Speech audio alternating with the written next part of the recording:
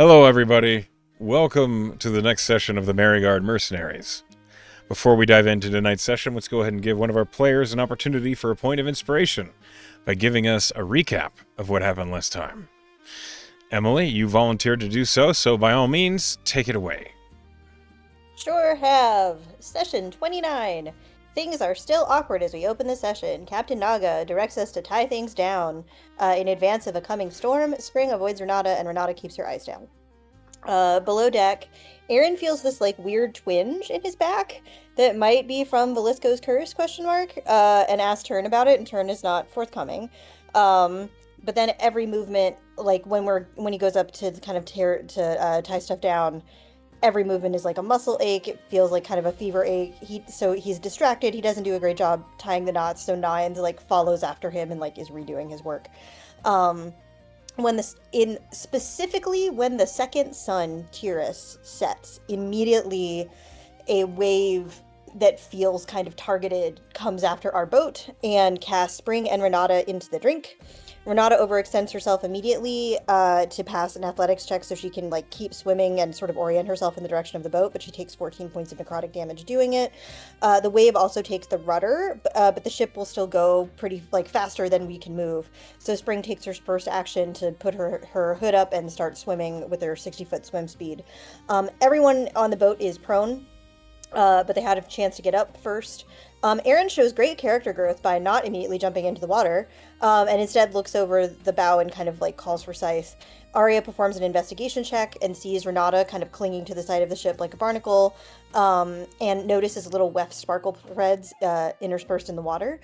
She ties the rope off and throws it to Renata, and Nines turns into a dragon and flies out to help with a faster fly speed, and sees Renata with veins in her neck and her eyes kind of glowing bright green, and catches sight of Spring too, but she's 100 feet away. Scythe ties a rope around herself, and jumps into the water, but it's unclear how well she ties the knot to the boat. Renata takes out 50 feet of rope and casts light on Not it, at and all. kind of You're all the one. and kind of feeds it out into the water. Spring would like to rage while she is in the water and does not like any of this, and kind of gets the sense that the wave felt targeted. Swims as fast as she can, which is very, very helpful with the cloak, but still ends up 40 feet away from the end of the rope. Aaron continues to show great character growth by continuing to not jump overboard, but he does hear Captain Naga. It's unclear. I couldn't tell if he just didn't hear Captain Naga telling him to not throw the anchor overboard, or he did. It wasn't clear to me whether he didn't know or didn't care. But either way, he basically saves Spring's life by making sure that the anchor goes overboard, which is good because it slows the boat down, but bad because it kind of breaks the mast on the way down, and also in the process Albie goes overboard because he fails all the checks.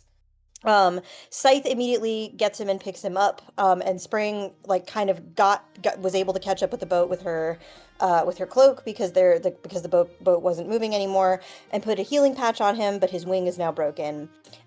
Spring immediately takes all of this anger out on Aaron, irresponsibly, and hits him before Scythe can get in, can kind of jump in and protect him, and immediately gets dressed down by Captain Naga for doing that, and is also and Captain Naga is also hey, I don't say this stuff for my own health, I am a captain of a boat, please listen to me.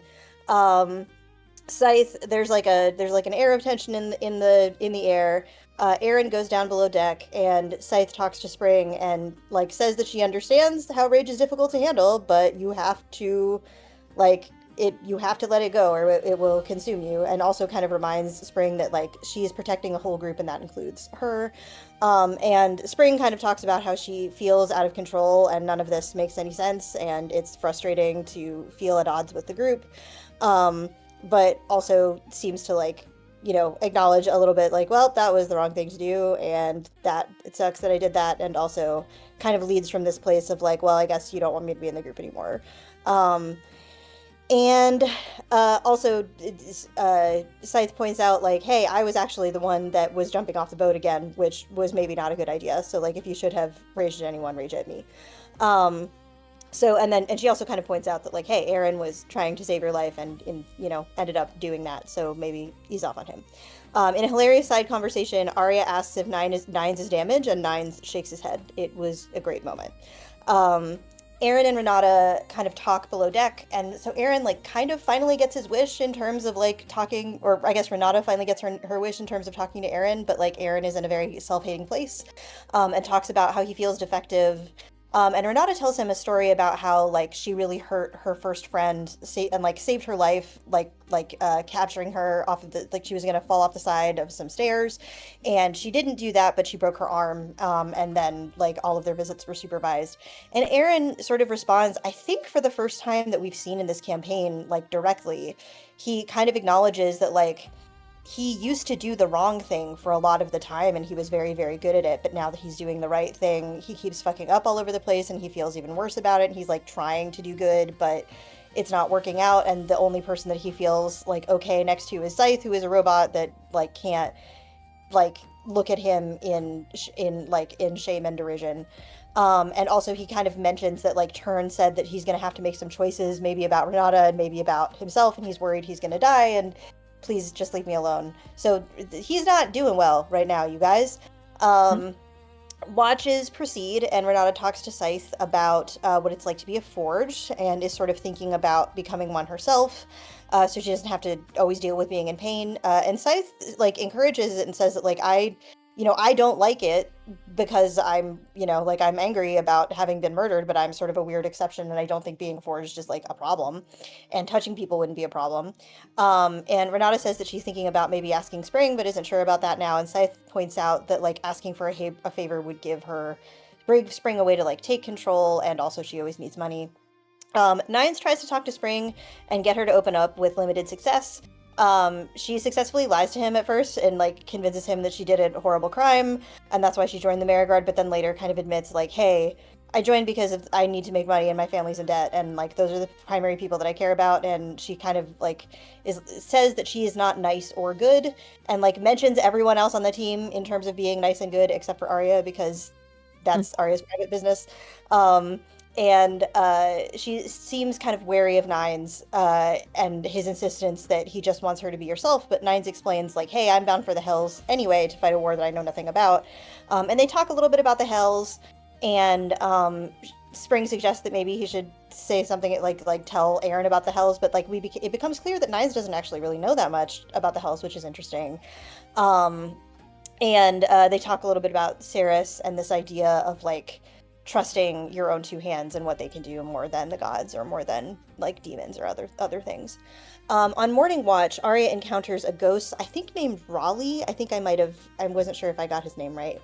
That seems to be an ex-pirate that was shipwrecked somewhere beyond where Arya like theoretically can see, that Naga eventually can see with his spyglass, and is like, how did you see that? And Arya's like, the ghost told me. um, and Arya asks Spring to bring the Wefton, but we learned that the Wefton doesn't like point toward the ghost or the land. It keeps pointing in the direction that it was pointing. The ghost also notices like Aaron and Spring's souls seem pretty wounded right now, and casually tells Arya that her team is falling apart at the seams. Arya asks if her ghost friend can help us fix the mast, and he says yes. And so Arya relays the island and that it's occupied to the team, and so we mount a little rescue mission slash mission to get the mast. Um, and so Spring, Scythe, and Arya go to the island, and Arya gains proficiency in water vehicles from her new friend, the Ghost. Um, we reach where the shipwreck was and find an elf that seems to be a follower of Nier. His name is Caldo, and he helps us. Scythe gives him water and food, and he helps us kind of cut down a mast and make that work. While we're on the island, Arya sees like a dozen different spirits. Like a ton, the island is like crawling with spirits. And she talks to one of them that's like 3,000 years old that has been here like for instance, since like before the silence basically, and he doesn't speak whatever language she speaks. He doesn't seem to speak common, but he does seem to speak thieves' cant. And she can't really ask him about Aetarian, but instead she asks him about like, do you know why the souls are getting trapped? And he says, beware the dreamer, which kind of connects to some stuff that we've seen before in like the Weft and this idea of dreams and stuff like that. That's where we left off. Oh, also, I think there was an RP scene between. I think there was an RP scene Oh yeah, between Aaron and Scythe. Aaron and Scythe. Yeah. And if one of y'all wants to summarize that, you go for it. Aaron, Scythe, that's on you guys. Essentially, what happens is just as soon as they get back from collecting our new carpenter, Scythe attempts to be a therapist, which she has no qualifications for, and Aaron continues to be traumatized. He is quite sad, and she tries to point out that that he may have fucked up, but also that carpenter would probably starve to death alone on an island if he hadn't. So, look on the bright side and here, have a robot hug. I don't know what I'm doing. Well done, of course. That's my summary. I don't know if Rise has more that you would like to add to that, but that's essentially what we did. Rise, any comment?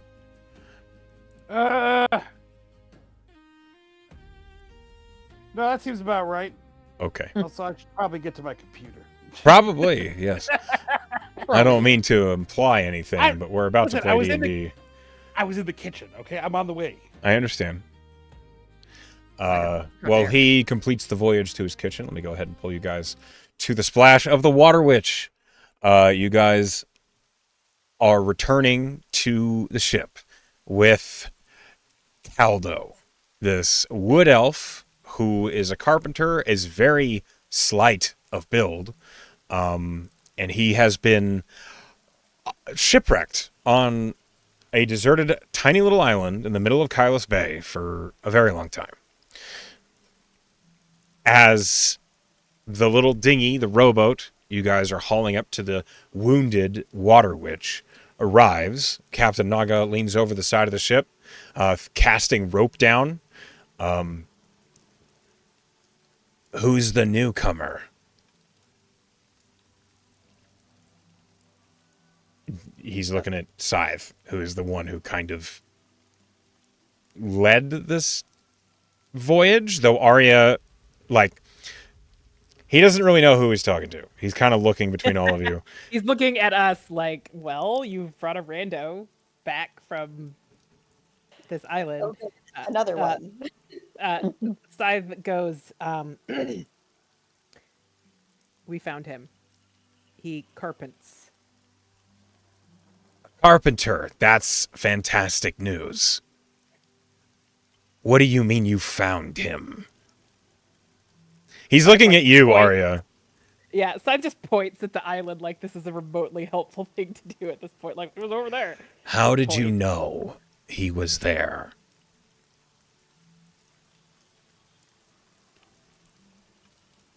I didn't know he was specifically there now. Roll a persuasion check, Arya. It's technically true. Technically. Best kind of truth is technically true.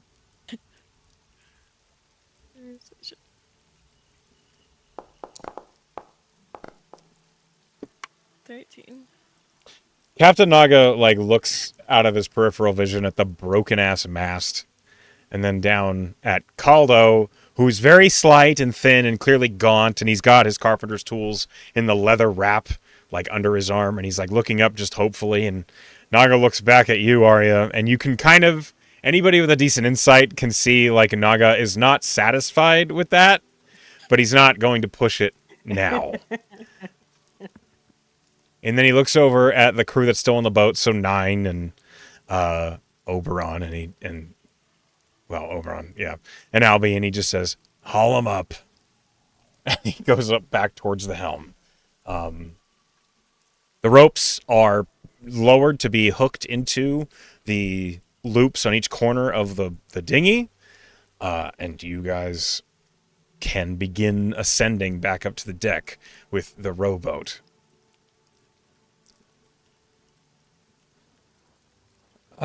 It's not a problem that I'm with you, is it? I mean, if you just find, a safe harbor, I'm happy to bail. I just, don't leave me out here again, is my main request. You'll won't be the first stray we picked up. Okay. Then, was that your captain? Yes. Not my. Yes. Who? Not your. Who's your captain then? Well, we hired him. We're Aye, that's kind of how captains work. right. So, And Arya like stops talking immediately and just kind of flushes and shrugs her shoulders. She's like, I don't know. okay, so he's your captain, but he's not your captain.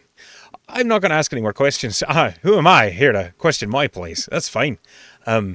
Whatever he is, fine. Happy to be here. And he just smiles awkwardly and widely as the rowboat slowly ascends.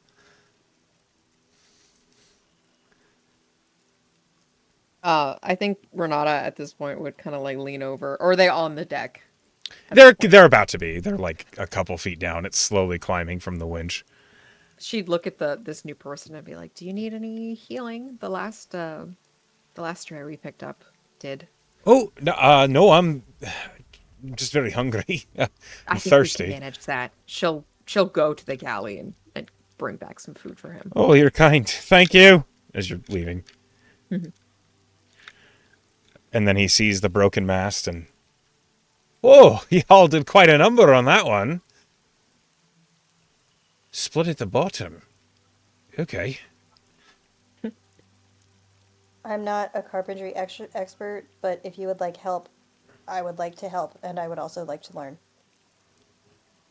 Oh, sure.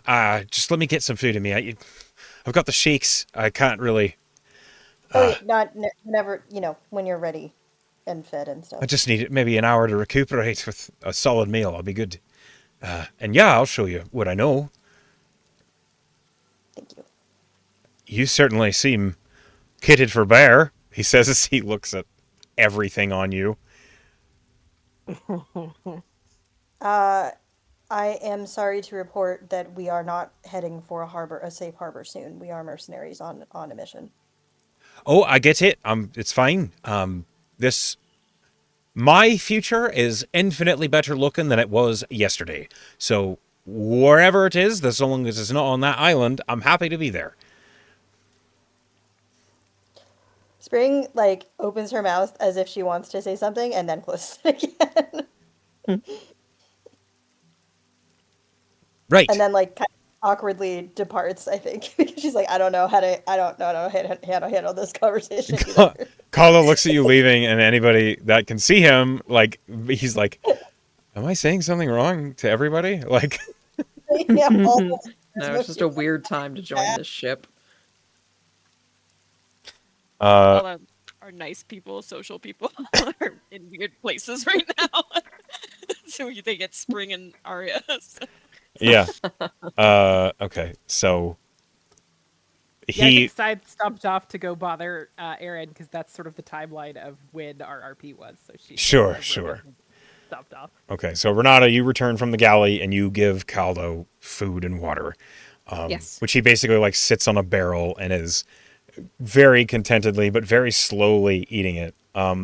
It's clear immediately that he's educated, at least in survival or medicine, because he's not gorging himself, despite he's he's not starving. overfeeding himself. Yeah. It's clear he's had training. He's breathing slowly and steadily. And now that you're this close to him, you can tell his eyes are unfocused. He's feigning being right as rain. You suspect he was likely days from starvation and dying. And probably traumatized, but she's learned from several party members that they don't want to open up immediately upon meeting her, so she'll just keep carefully observing him to make sure that she can intervene if he needs critical care. As that's happening, and he's eating, in between the slow consumption of this food, he looks at you, Renata, and he says, "So, I don't mean to ask any questions that are too forward. Why are y'all out here in the middle of fuck-ass nowhere? Pleasure cruise. No, not at all, It actually. wasn't for me either, to be fair. Why would you lie to a stranger? I was. It was a joke. Oh. just, not just laughs. And just Yes. No, we're Meriguard mercenary.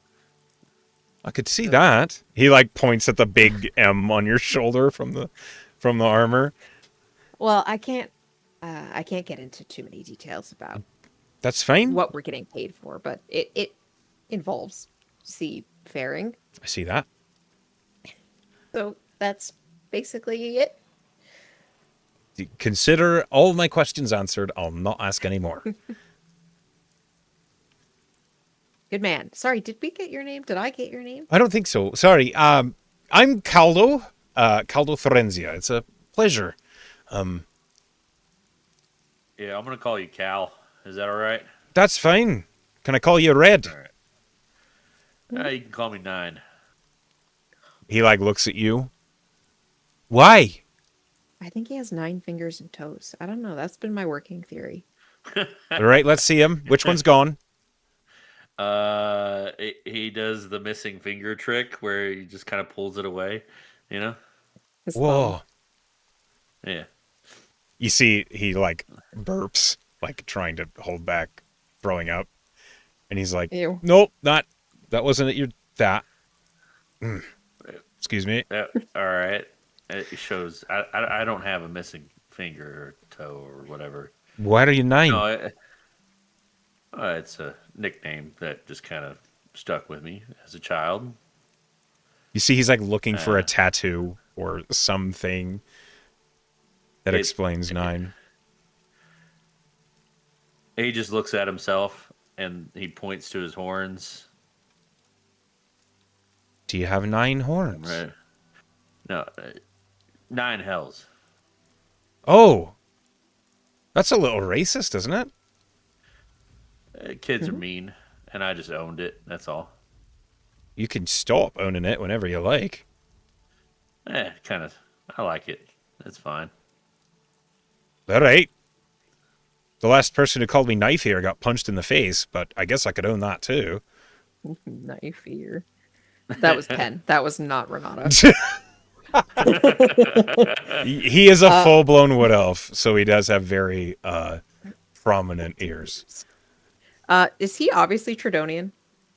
No, not at all. Oh, did I get this wrong? Yes, you did. I was thinking about the ghost that Arya met last session. He was That obviously Tridonian. he was very Tridonian. Okay. Caldo, This guy was from KO. Yes, he's Can. I got confused. Never mind. Then she obviously wouldn't broach the topic of being from the same place because they aren't. Okay. I can tell the ghost if you want. The ghost is still around while the boat is still pretty close to the island. That ghost is around. Yeah, he promised to help hang out. teach me carpentry or sailing. Yeah. He's hanging around with Arya. No one else can see him, but Arya, you're aware he's there, kind of humming to himself in a slightly creepy way. He is a ghost. He is a ghost. While this conversation is happening, I'd love to know what everybody else is doing. If anybody has a volunteer. Arya's kind of hanging nearby. She actually does seem like pretty, not moved, but like invested in the conversation about, like 9 being like kind of a racist little inside thing, and then the knife ear thing, despite the fact that she is very clearly human. She's like unhappy about the fact that they got exposed to that. I mean, okay. I get what you're saying. Yeah. So she's very clearly listening to everything. She's just hanging out nearby.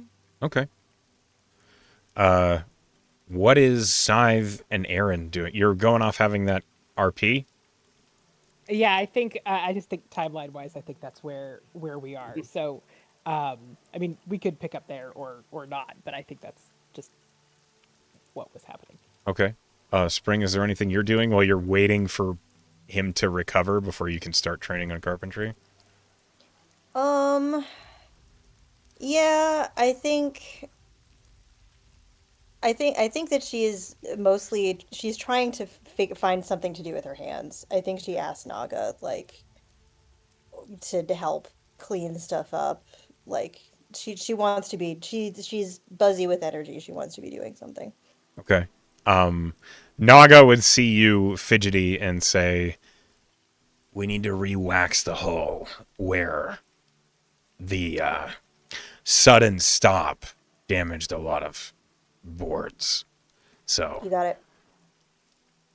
good." And he doesn't give you any more. Like he figures you can handle the task, and it's literally just applying wax to the hull. It's very exciting. Great. She loves to have a task. Great. All right. In that case, it seems we've come back to it. Scythe and Aaron, this is where we're picking up.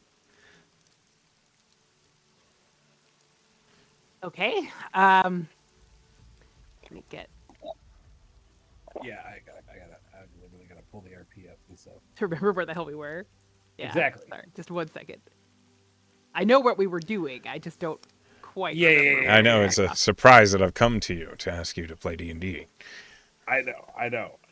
Scythe, It's Aaron had just worried about this thing where he might have to make a choice about Renata, and Scythe asked him what consequence he fears for her. So I think they're just sort of sitting and like staring brutally at each other at this point. That sounds right. Group brooding. What consequence do you fear for Renata? Want me to pick up their side? So? Yeah, we could do that. All right. So weird switching from text to talking. It is. I don't know what to do. We'll get there. We'll figure it out. I believe in you guys. It is strange to me too. But we'll get there. This is where you stopped. It's not my fault. But We it's have text. ADHD It's and we're text stupid. and words, and then now we got real You words. can continue this scene in text No, later, I and we think- can. I think- No. We can. Do No, it. I think we're actually at a pretty important point, so this is a reasonable. I place agree. to- Okay. Aaron will. He is just kind of staring down the side at this point. What consequences do you fear for Renata? I don't know, and that's the problem. I don't know what's gonna happen, but I feel like whatever it is gonna fucking ruin me or her or both.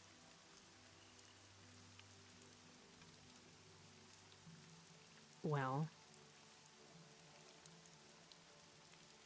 have you talked to Renata? I mean, this didn't happen that long ago. I haven't really had the chance to figure out, or the space in my brain to figure out how to be like, hey, I might have to make a huge choice regarding your illness and maybe life. What should I do about that? Seems like a conversation that needs a little lead up. And I Yes. don't even know how to lead up to it. Any suggestions? And I very sarcastically stare at the blank faceplate for suggestions as to how to subtly lead into a conversation. Scythe kind of just sort of stares at him for a second because she has never subtly led into a conversation in her life, and then she goes, I only meant you can only truly be responsible for you. So if it is Renata that you fear for, it is her to whom you must speak. I know. I would love if I was only responsible to me, but Turn seemed very delighted in the fact that I would be my responsibility to myself would also highly impact her. And I have this fear there's going to be some chance that it's like, hey, do you want to be sick or her be sick? And the last time I thought, should one person be dead or me? And I chose me. Everyone got mad at me.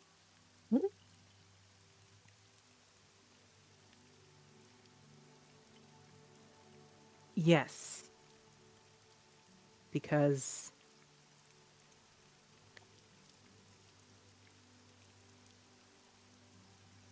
that was a choice about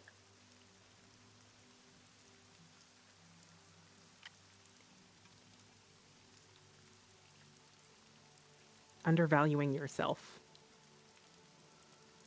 Wouldn't that be the same in this scenario? If it's like either she dies or you die from this illness, or she has this illness or you get it and die? I still have to choose who has more value.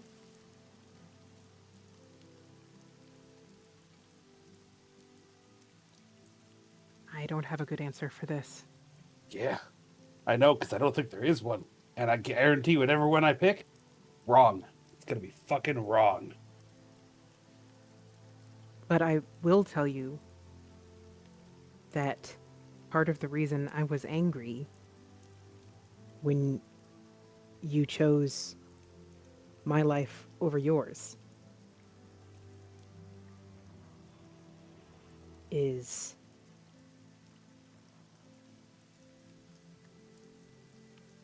I would be the one to live with that. Fair enough. Which this might not be a really opportune time to bring up the fact that bargain, I think, is still in play. So don't get close to dying, because I'm pretty sure if that happens, I immediately go to the hells. Don't and then worry. you get teleported away. I am aware of that. As if that would be so bad. Not now, turn. I say that out loud and look over like past sight. Not now, turn. In a minute. Just At the moment, none of us should die because of what will happen to our souls, because we are in the middle of the ocean and souls will be lost. Sort of this whole thing that we're dealing with right now. wait. Hold on a second. Turn, is that true? If I die here, can you not take me? It's a question I'm not interested in finding the answer to. Well. Sounds like a predicament. For you, do you really Yeah. think wherever your afterlife might end, that this unknown alternative is better than with me? I actually have no idea. Maybe no. Never mind. I'll come back to the philosophical debates about which afterlife. Afterlife is shittier. Before you leave, the only thing better than a devil you don't know is the one you do.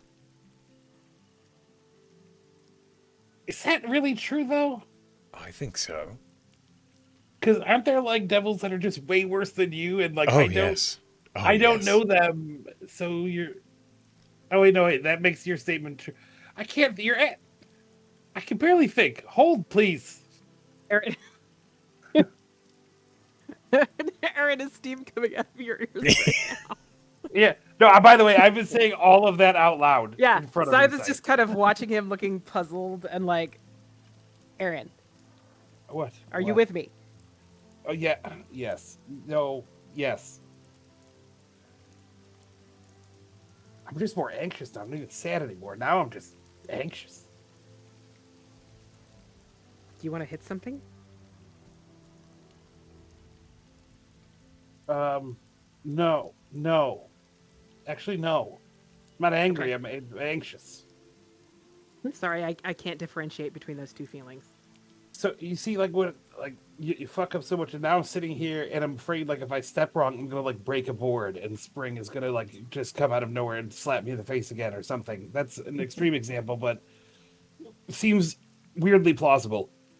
Or like Alright. I'm gonna ask Arya how her day is in the wrong tone, and she's gonna hate me for another 6 years. I don't know what could happen. The only one I can't seem to piss off is Renata and you. I mean, you have pissed off me, just not recently. Wait, what? Sides sort of reaches out and puts her hand on top of his head. Like, the spiral that you're in right now. I think I need a minute. Gotta hope Okay. that carpenter guy doesn't talk to me. He's seems pretty difficult to offend.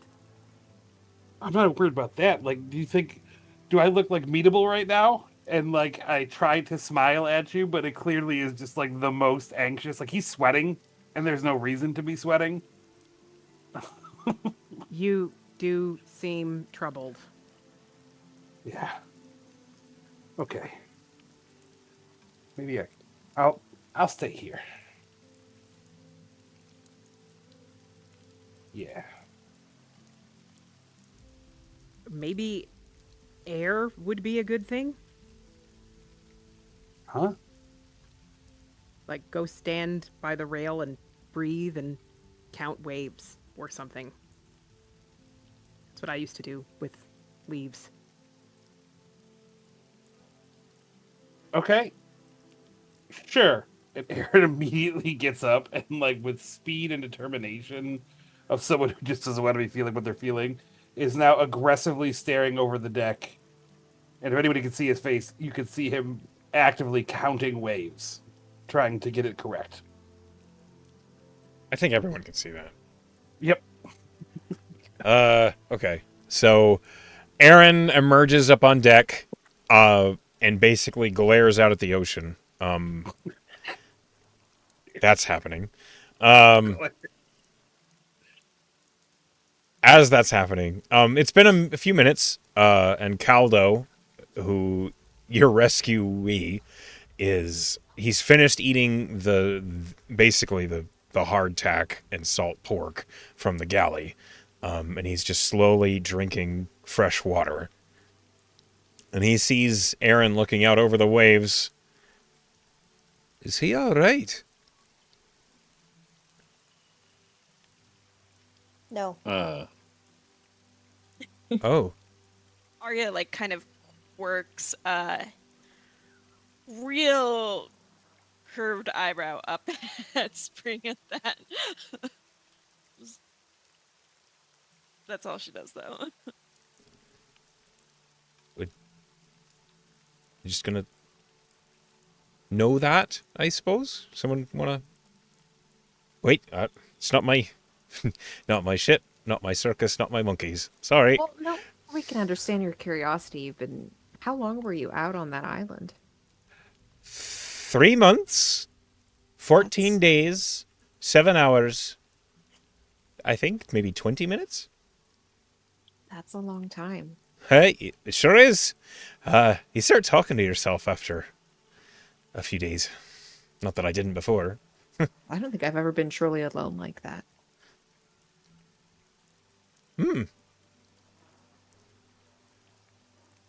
It's not fun. No, it's not.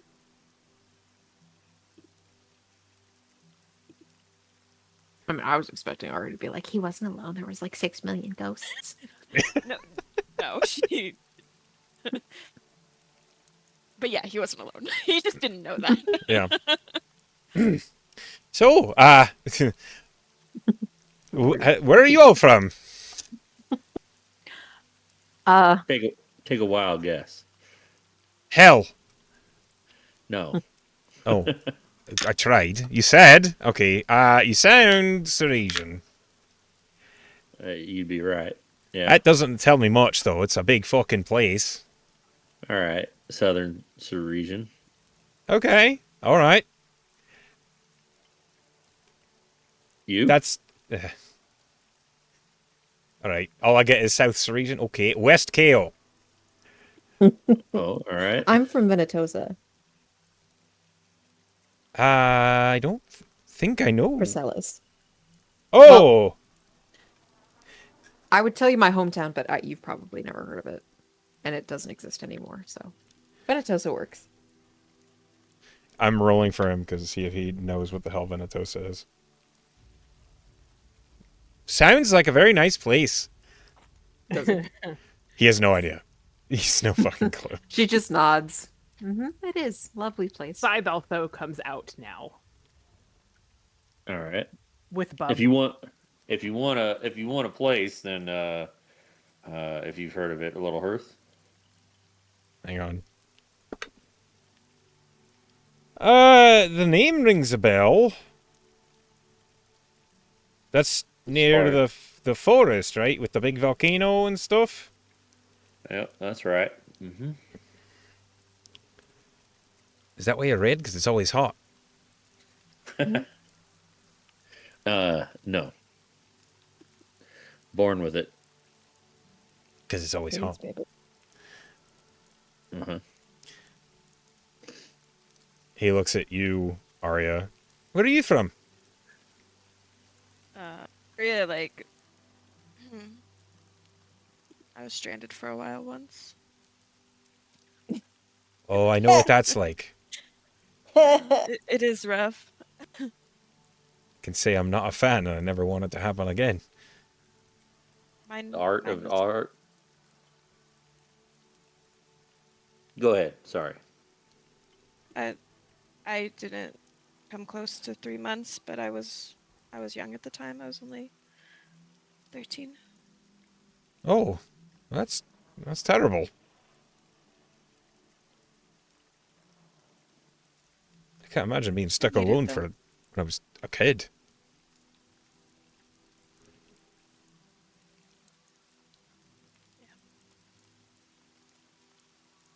Well, I'm glad to see you got out of it. You as well. I mean, through no fault of my own. All of you are my saviors.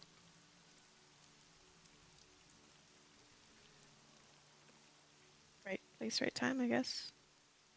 I am not one to question. You are an unusual sort, he says, looking at Scythe. Yes. And a woman of few words. Usually. Well, I'd hate to break the mold. I don't really remember where I'm from, so it's not a very good topic for me. Sorry. That's... Pick. Completely. You could say you're from the moon if you like, and I'd probably believe you.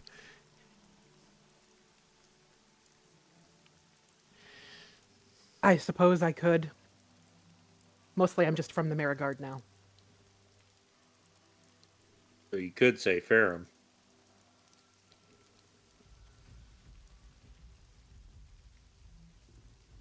Fair enough. Fair enough. Hey. I don't think I've ever heard Scythe tell a joke like that before. I know I haven't.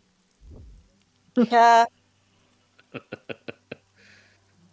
think it's the first one I've heard. We should introduce you to Obi so that Echo has a conversation with himself. No.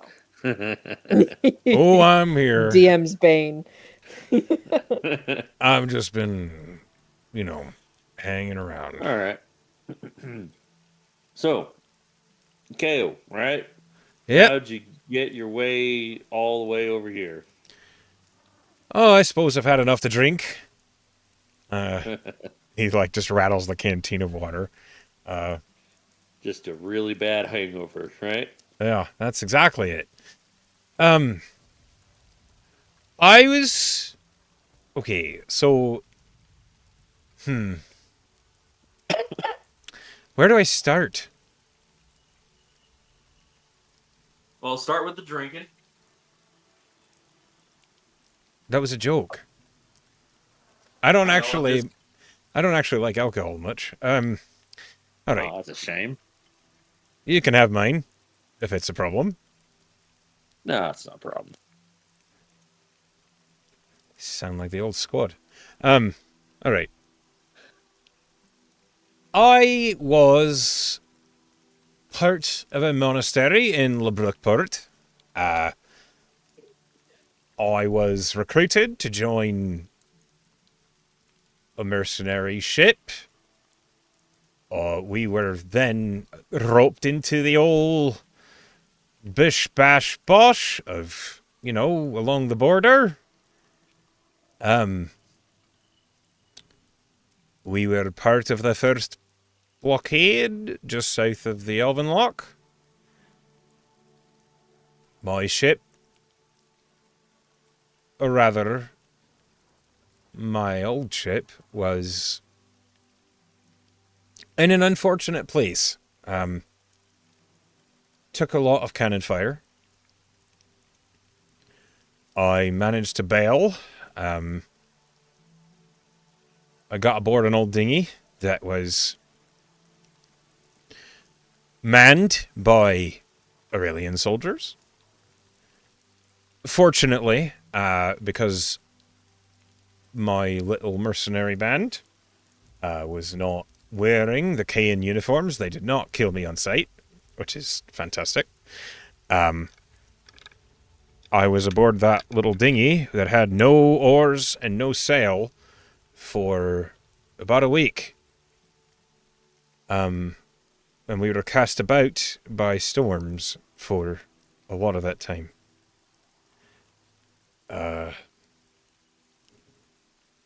During the first storm, one of our number on this little rowboat got knocked overboard, and we never found him again. And the last two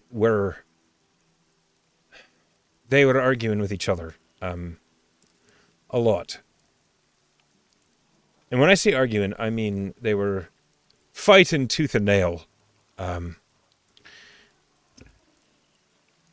I admit, my temper was short, so I kind of got involved with some of those altercations about food, about water, about how we're going to get back to land. And then, the fifth night, whilst I was asleep and they were watch, they got in a fight that they ended up stabbing each other. So, Oh. I've been alone ever since.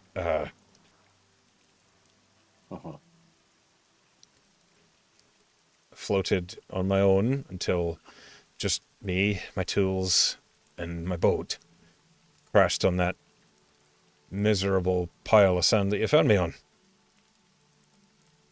And then you were there for 3 months, a handful of days. 7 days. 17 days. More than a Oh, handful. you would have remembered that. 17. In 20 minutes. 6 hours as well. Don't forget that part. Mhm. Yeah, that's... Somewhere out there is an old mercenary crew that's probably still looking for me. They're the ones that were still in Lebrookport. But frankly, they did not search for me near well enough to convince me that they cared at all whether I lived or not. So, here I am, free as a bird. Was starving as one. Well, I'm sorry we can't drop you off to safety until we finish what we're doing. I understand. I was a mercenary myself. I get it. I'm happy to earn some keep here until, the winds blow a different way. Where did you learn carpentry? Oh, from my father. He was a carpenter in Lebrookport. Worked at the dry docks. Spring smiles at that. My father taught me too. Not carpentry, though. It's a very useful skill, especially at sea.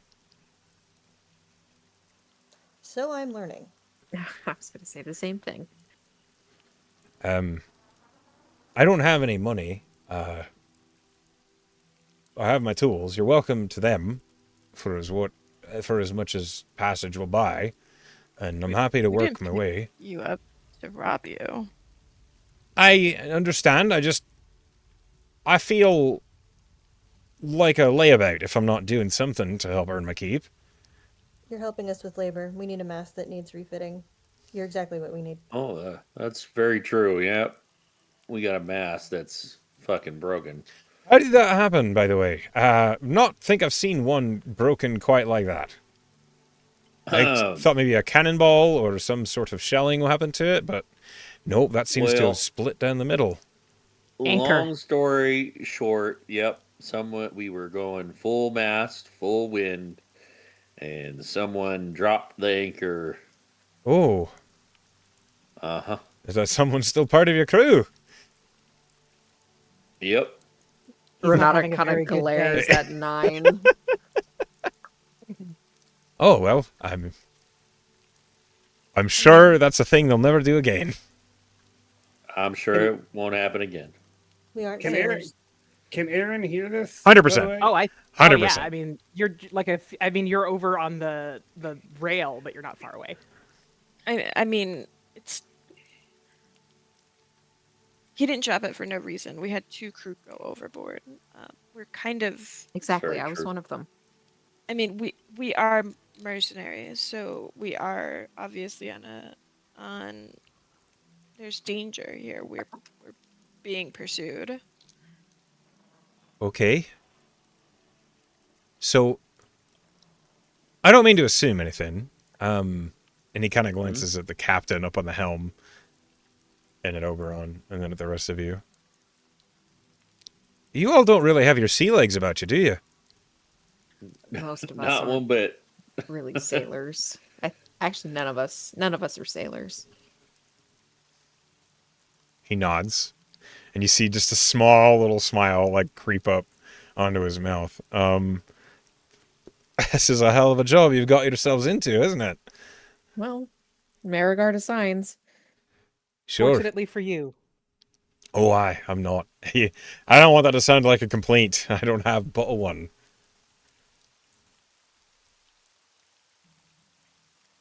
Right. And frankly, if your mast hadn't split, I might not have ever been saved. So, thank you, whoever it was that dropped anchor.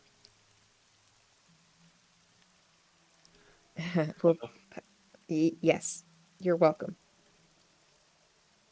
All things considered, I think it made sense that they did that. I'm not going to reveal who it was. You can guess that on your own. I 9, have you are- ever just decided not to talk? Nope, I got a 10 charisma. That's average. Wait, did Renata actually say that? Yes. Oh, She's seen the full extent of how upset Aaron is. Like, she's like, Renata "Lay the definitely fuck off." gets a narrow glare from Arya. So All right, nine doesn't know that. Like, what? All right. Looking at you. Not. How about I show you where you're gonna? She Sure. says to Caldo. Yeah, sure. And he shakily gets to his feet. Lead the way. She does. Okay. It's basically the hull has you show him where everyone sleeps, and he's like, right, that's kind of what I expected. I just sorry, I used you as an escape for that annoying conversation. That's fine. So when you dropped anchor, did they give you a hard time about it? Oh, it wasn't me. Oh damn, I thought I was had one it of for the people sure. who fell overboard. You fell overboard I did. and all that, And and he points at the armor. yes.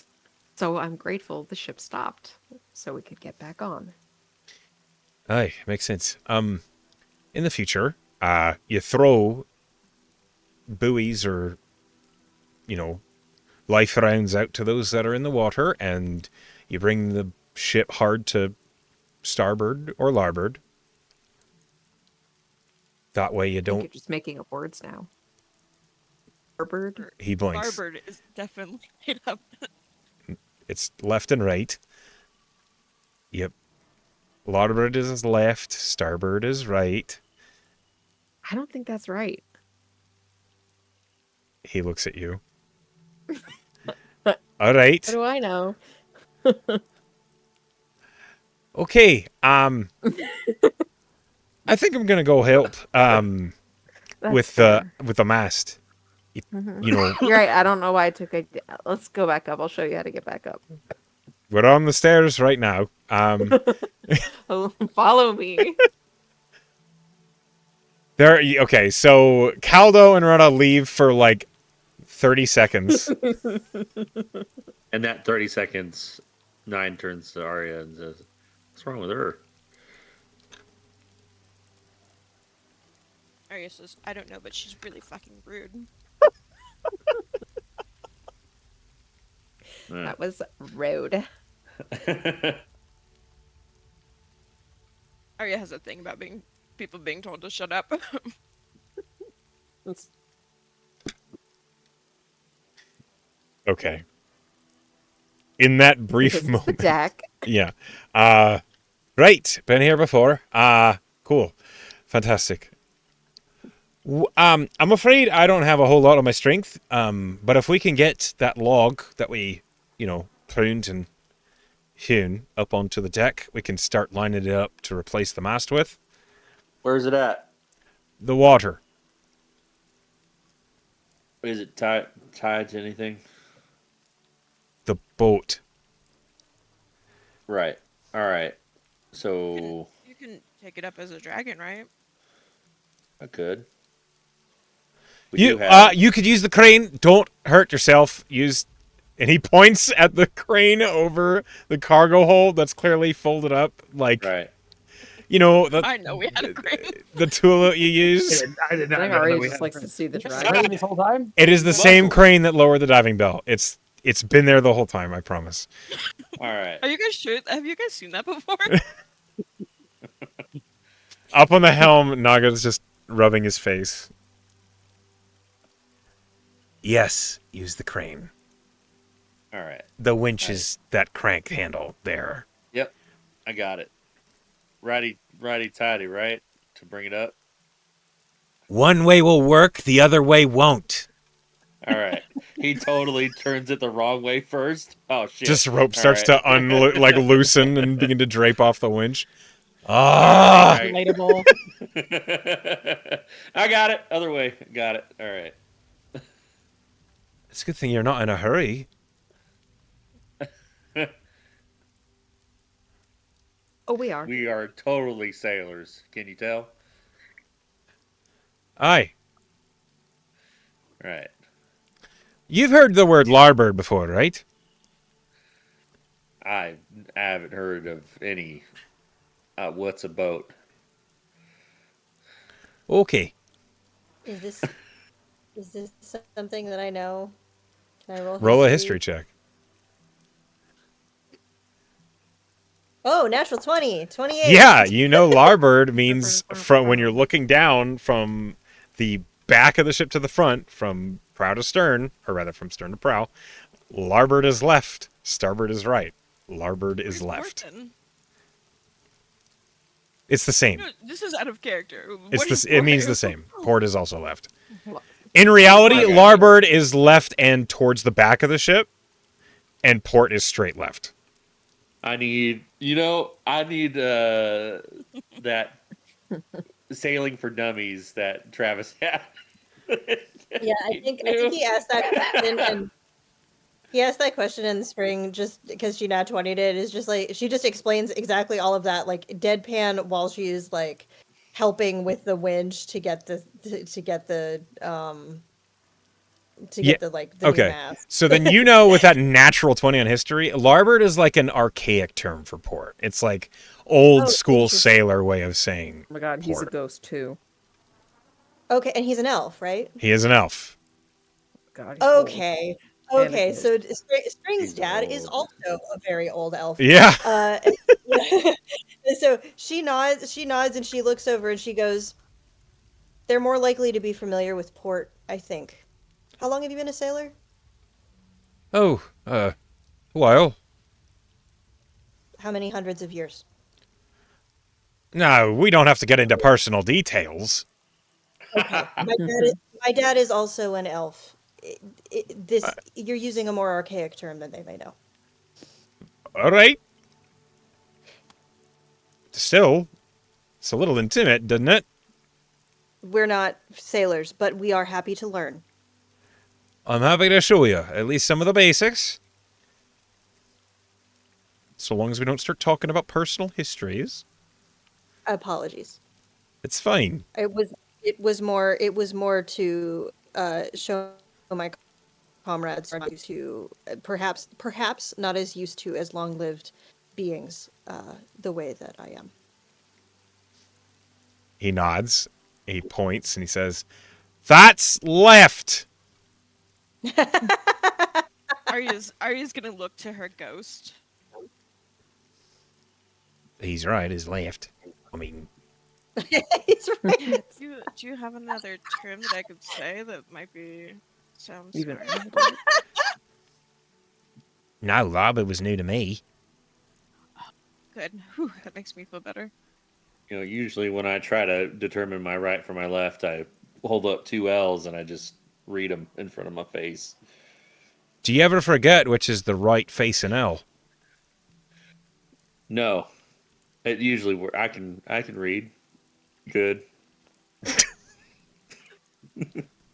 he I don't know. Nine's in a weird mood right now. It's all jokes. I'm sensing she's the brains of the group. Who? Miss Spring Yes. over here? Yeah. She's kind of a And smarty. you're the plucky comic relief. No, I'm just new. He pats you on the back and he says, "You'll get there." Yeah. Literally have been here a day. Right, keep So- turning the winch. You've Oh, let it go, yeah. the log's falling back in the water. Oh, all right. Let me focus, all right? It's Jesus. just turn it. Let the gears do the work. He turns it. Meanwhile, Aaron stopped counting for a second at the whole Larber thing and just whispered to turn, and he's period each. Is that actually a term for left? You hear Biggest It's- controversy. it is an archaic term for the left side of the ship. Yes. Oh God, do you remember what number I was on? 78. That You only doesn't got even that sound far. close to what I was saying. I'm just guessing. I wasn't paying attention to you counting the water. God. Yep. Okay. Did you want me to? Because I have No, it's much not- better it's uses not- for it's my not- time. It's not. It's not helping anyway. Do you know what Never would mind. help? What's that?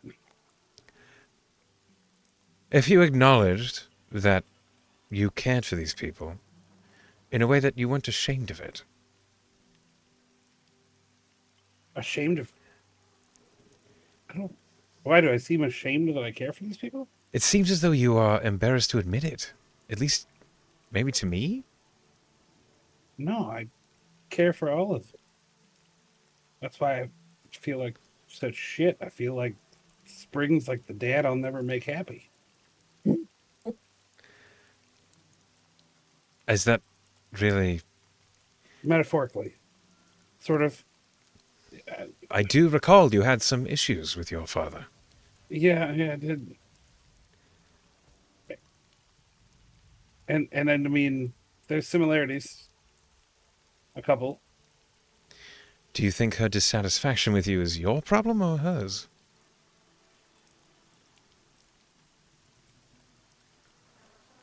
See, now that's a whole conflict right there. Now I'm spiraling about that because, like, intrinsically, I know that it's more her problem, but feelings wise, it's my problem. And I have to fix it. If it's her problem, you can't fix it. It's something she has to fix. Dialectics are a bitch. Wait, I don't think they have dialectics in this world. I'm just kidding. Dialectical behavioral therapy probably doesn't exist here. Are you having I a tried stroke? to give you a grounding exercise. I know. And I'm literally describing dialectical behavior. I know. Fucking To your warlock patron. Yeah. What a world. It's probably more her. I just don't want them all to be mad at me anymore, and I really want to stop making all these fucking mistakes. I am feeling a smidge better though, because 9 is fucking dumb. And I feel like I finally have a leg up on someone. If that is how you must find confidence, by all means, lean into it. In just this moment. It's just this moment. Me too. You know. So I don't. All right, I'm gonna try. I'm just afraid that I'm gonna turn. So should I like announce to them that I care about them all? Because that seems this. I'm taking what you're saying very literally Don't. right now. Worth it. Are you sure? Yes. Because now I feel like that's what you wanted me to do, and I really want to turn around and just tell them all that. It's not the time. I more care about you accepting the fact that you're concerned how they feel, and then being all right with being yourself around them.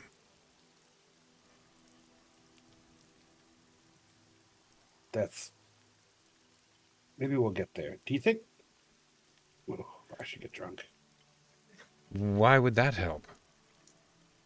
I don't know. If you want All to right. get drunk, do it, but don't use it as an excuse. Okay. All right. I'm just gonna try to act normal and come back to the conversation. I think that's the right play here. I think 9 just botched using the winch, so now is as good a time as any. That's good. And Aaron will just turn around and try to just casually rejoin the conversation, as casual as a man who's been sweating and counting waves could possibly be.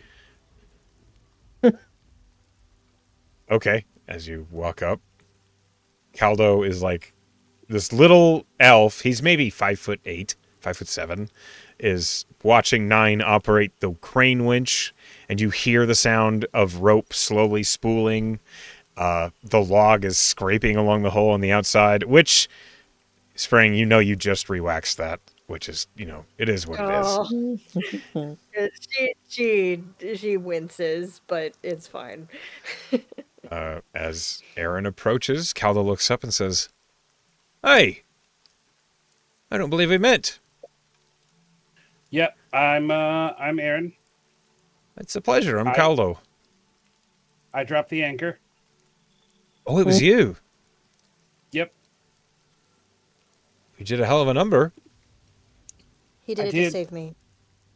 And then she slapped me. But Yeah, it was I'm sorry. deserved.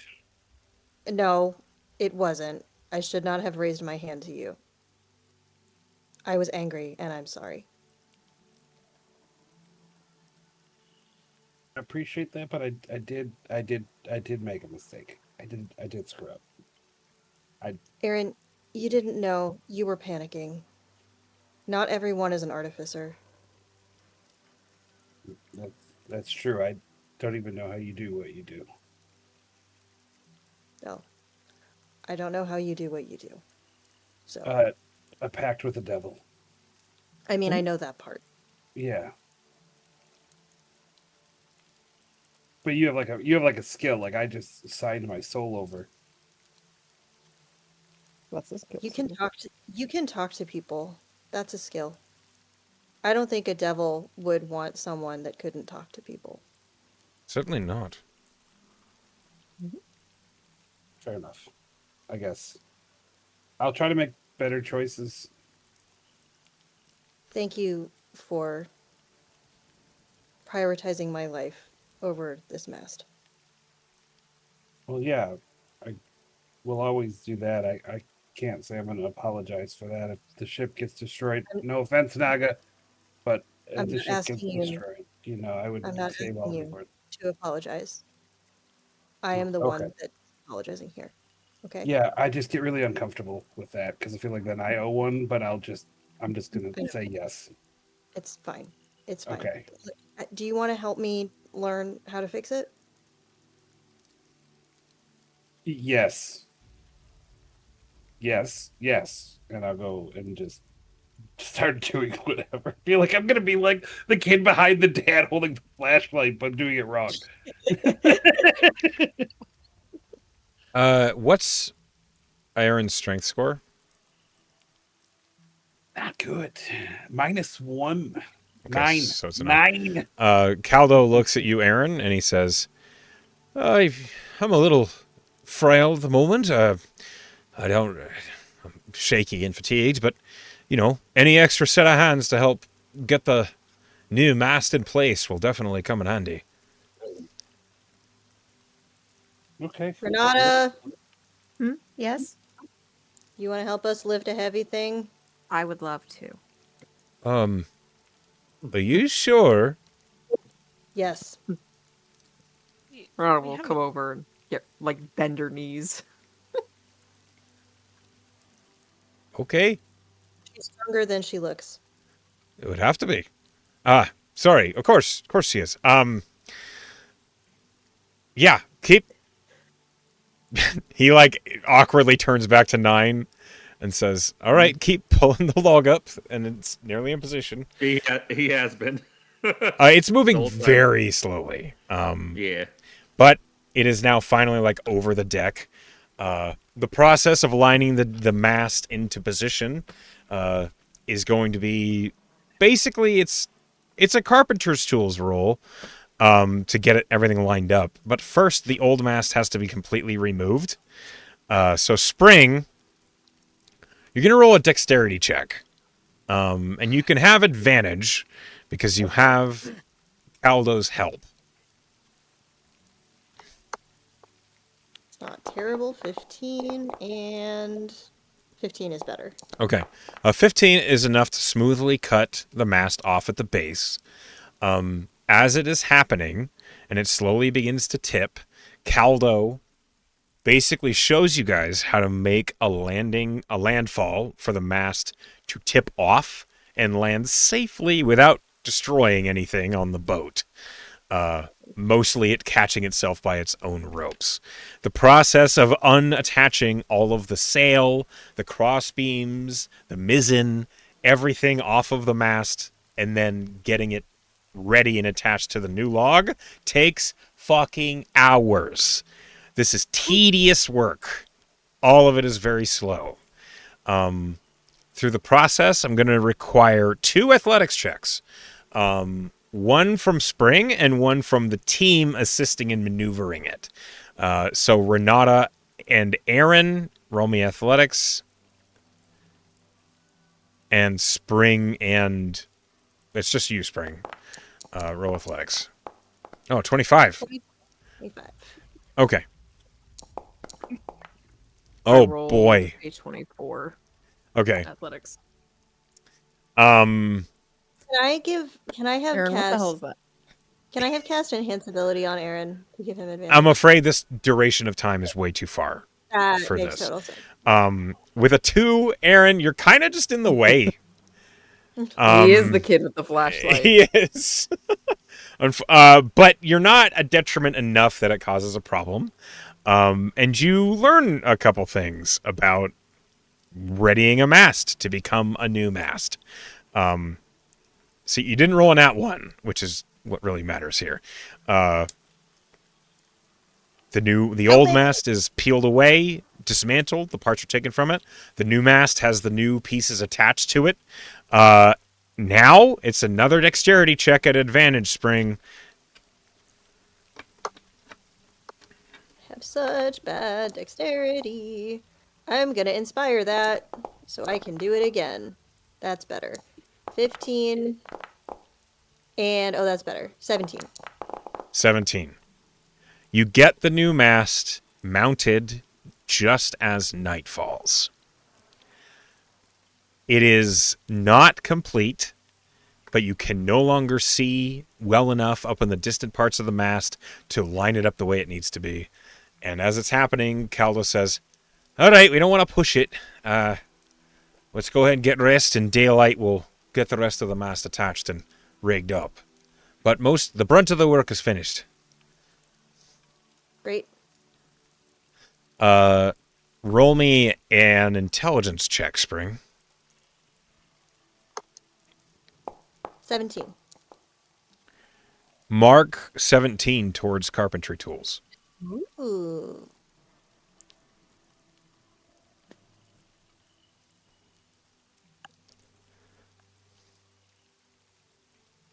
I have 32. I don't know how much I need, but I have 32.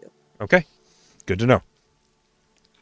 You guys, basically the day ends working on this, getting the boat back up to, well, seaworthy. The anchor is still dropped. The ship is not moving. And for the most part, everybody else, this is boring. It's not a lot to do, unfortunately. While the mast is being repaired, all that really is to do is keep an eye out on the horizon. You guys can go ahead and take a long rest as we get to the next day. Play with Scythe's Mastiff. That's what they're doing.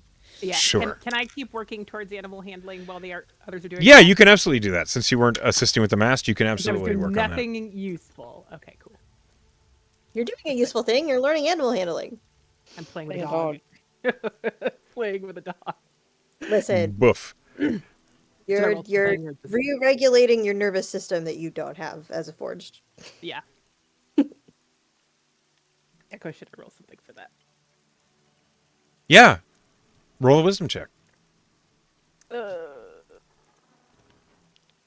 Okay, that's 18. Yeah, you have a good time working with your mastiff. You teach Bub. Bub. B-U-B. You teach Bub how to roll over and speak. Okay, I was at 22 towards animal handling. I don't know where I'm at now. You add 18 to that. Oh, shit. Whoa! Okay. So I'm at numbers 50. No, 22 plus 18 is 40. 40. Numbers are hard. Okay. I guess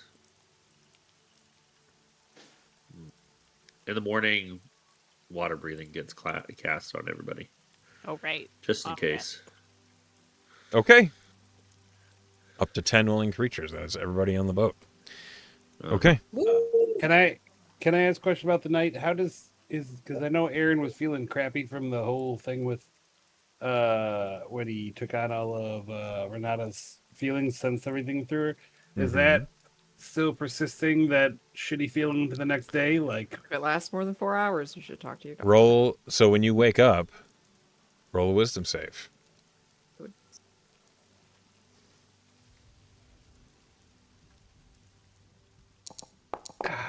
hold on, I might be using something. That is I our mean, one. I'm here for it. I'm burning an inspo. Okay. That I have on this shit. Jeez. 27. No. Nat 20. A nat 1 to a nat 20. Aaron, you wake up. It's not even on your mind.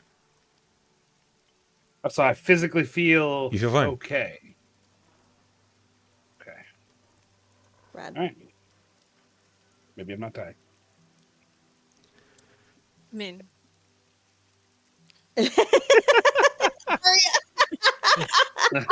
Always the ray of sunshine. Ghost girl. I is literally was like, damn, I wish I said that in character, and Arya just walked by and was like, I mean, and just kept going. Like, no. it did. I made it canon. We were all waking up in the Yes. morning. keenly aware. Echo, Good. can I before the long rest? Can I cast my sending in the night? Yes. Yes, you can. Excellent. She will do that when she is kind of the closest she can be to alone, and she will use her little sending stone to say, "Hi, Giga. I need advice. What do you do when you're repeatedly on the wrong side of what your team wants? I don't fit in." The sending completes. And then you hear, "Oh, Bijou." Right. 25 words. Half gone. Ain't fitting in with your crew. Boils down to y'all's aims. Different priorities.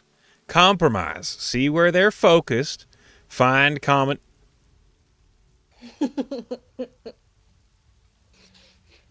That's the end of the sending. Safe. Find common. Find common. Yeah. Spring kind of smiles. Find common. Okay.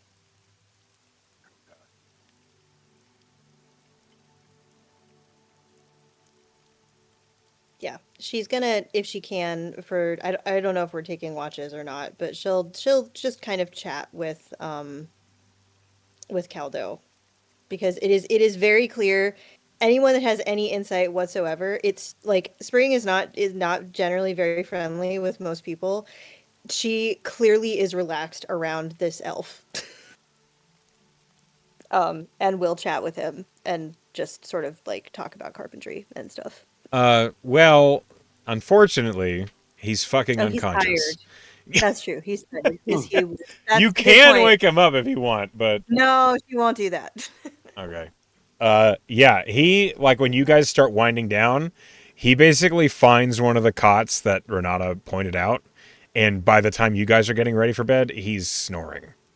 Oh, right, I forgot. He's been on an island for several months. Yeah. By snoring, I mean he's tranced, but you get the point. He's Yeah, sure. I mean, he probably had a lot of time to sleep. I'm just saying. I'm just saying. Yeah, you don't have the time in the Jeez. world to sleep. You can file a complaint when you see him in the morning. As you guys can complete a long rest, it's early in the morning. Caldo, if possible, seems to be more alert. Having had a more comfortable night's sleep after a full meal and plenty of water. And he awakens, and you all immediately are brought to wake by, all right, everyone, we have a mass to finish today. Who's coming up deck on with me? Me. Oh, I knew I could count on you. Who else? We need another pair of hands. Oh, I'll help. Fantastic. The rest of y'all can keep sleeping like lazy lubs. And he goes upstairs. I like his personality. Doesn't mean it. You're not lazy. Get sleep. It's a joke! You hear from on deck. Spring is very specifically looking in the direction of Aaron Lump.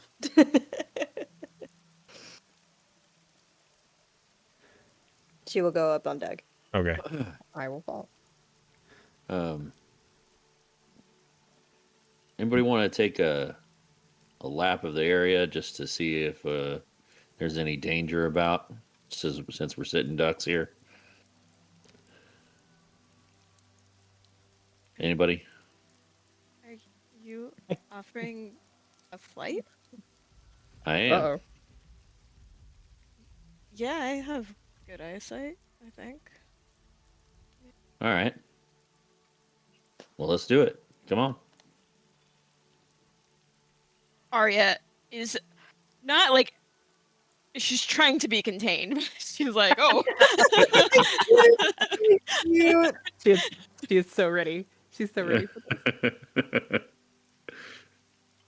All right. Get up on deck. She'll follow him up. She'll be like Shift. a little awkward, like, how to. I'll make myself lower for you. And then he turns into a dragon. And he... What the nine hells? Oh, that's why. He does He's a that. druid. Right, that's why they No, call him the Nine. 9 hells. He doesn't speak. He just huffs. And then he lowers himself so Arya can hop on. She's never climbed a dragon, but she has some experience in the woods and shit, so she's gonna try to leverage that to like. Riding an animal or mount of any kind, especially one that doesn't have a saddle, is an athletics check. So Nice. please roll athletics. Okay. Athletics Can I- -1. Great. Natural Oh, yeah, 20. She wants to ride the dragon so much. Dragon, right? He's going slow. He's going about half speed, so 30 feet per round. Just lazily keeping upright, making sure that, Arya's on his back the whole time. But he's going to make a lazy circle maybe around the island, around the boat. Well, Nine, just I don't kind want to assume how many riding partners you've had, but Arya feels proficient. She feels like she knows what she's doing. Whether that's true or not is up to you. But with a 19, she feels like she knows where to put her hands. Her weight is evenly distributed on your back. You're not worried she's going to fall off. All right. He starts to speed up gradually to full 60 feet per round. And he starts dashing. And then Arya falls in the ocean. No, I'm Uh, just kidding. Sorry. Arya, if you could, please roll me a perception check. As can 9. All right. Hey, that's pretty good. I'll roll an 18. Okay. The 26 and an 18, you see that all of the ocean around the Water Witch, excluding the little island that's visible, but pretty, it's not super close. It's like, you estimate a few miles away, is covered in layers of fog. There is a mist in the early morning that kind of just coats everywhere around the boat. And you can also, you do have moments where you lose the boat in the fog, but its new mast is tall enough that you can see it peeking out every so often. Meanwhile, on the boat, Spring and Renata, you are assisting Caldo in the final setting up of the rigging, which Renata, we need an athletics check from you and from Spring. Oh, sure. What you guys are doing right now is you're literally climbing the rigging that you've attached to the mast and hauling out the sail out to the far corners of the cross mast. It is heavy, difficult, and strenuous, but you both succeed. So, neither of you fall off and hit the water. Neither of you fall off and hit the deck. And as it's happening, Caldo is shouting up encouraging remarks. Whether they are actually encouraging is up to you. I feel encouraged. As this is happening, Albie is on the deck and is like looking up and out at the new mast. And as he does look out and see what's going on, a moment's peace, gone again. Uh-oh. Oh no! What is Spring Albie's is Spring is alert and like looks at Renato. Do you see something? So look out. You see a dragon hauling Arya. Is there anything more suspicious than a dragon that I know? Roll perception.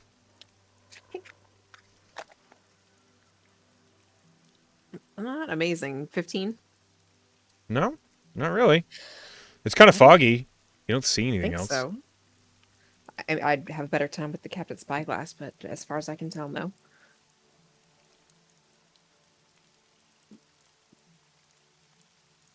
Wait, did that mean something? I only think half the time I'm right.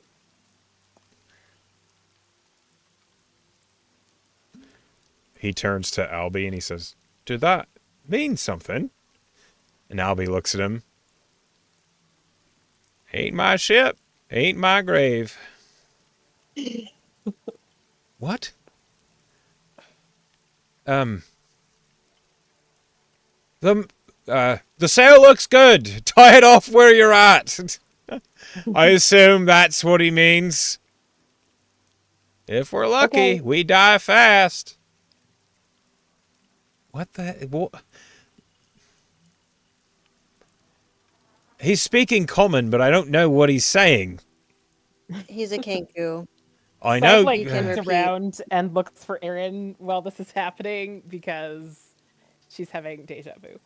He is locked in as soon as he said that statement. Like, looked right up at him and is just like, thank God. Someone else. He's not really doing anything else, so I think he's just standing there awkwardly nodding. Like, yep, I Okay. don't understand shit either. Roll me a. Roll me. No, Aaron. What's your passive investigation check? What's your passive investigation? Oh, How do you figure that out again? If you look at your character sheet and you look at investigation on your skills, there's a little gray number next to it. Oh, just 14? That's your passive investigation. Okay. Okay. What sort of clothes does Aaron normally wear? Like, when he gets dressed, what is it typically? Since he pretty much always wakes up and puts his mage armor on, it always looks like the shimmering kind of onyx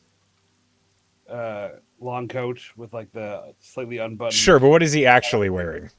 Like, what does he put on? Oh, just this pretty much just a straight black button up shirt and just black pants. Okay. That's pretty much all he ever has. With your passive investigation, you feel something new in the trousers that you pull on. There's something in the pocket of your pants that was not there before. Okay, that could have gone a weird direction. So I'll reach into my pocket and see what's there, I guess. There is. It feels like it's made of stone, and it's like maybe 7-8 inches long, and it's octagonal in shape. All right, I'll pull it out and look at whatever it is. You find a thing, and as soon as it's in your hand, you hear turn. Do you know, I felt as though I mayhaps had been unfair to you in our offerings as to your power. And I know that you were concerned as to being useful for your friends. Okay. So I felt it worthwhile to deem upon you a gift, a sign of my benevolence. What is it? It's yours. All right. Aaron's like looking at whatever it is and trying to piece together what it is she's saying. I don't know what it is. Well, as you're looking at it, you understand this matte black obsidian rod. It's got like this engraving of crimson in various infernal lettering that's twisted into a very pretty motif of decoration. At a glance, it doesn't look like infernal, but you do recognize some lettering towards the wider part of this, and you realize it's like a spellcasting rod. It's simple in design, but you understand it is called Turns Direzione. Okay. I'm gonna have no idea how to spell that, but yes. You don't have to. In Infernal, it literally says turns directions. Oh. And I'm going to link you a page. Okay. You understand this is what it is.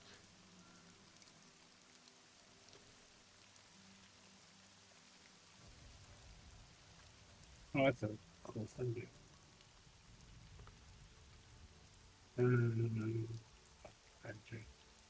While that is happening, Yeah. and Aaron is looking at this thing he's found in his pocket, I need a dexterity check with advantage from Spring, as Caldo directs you to finalize the rigging.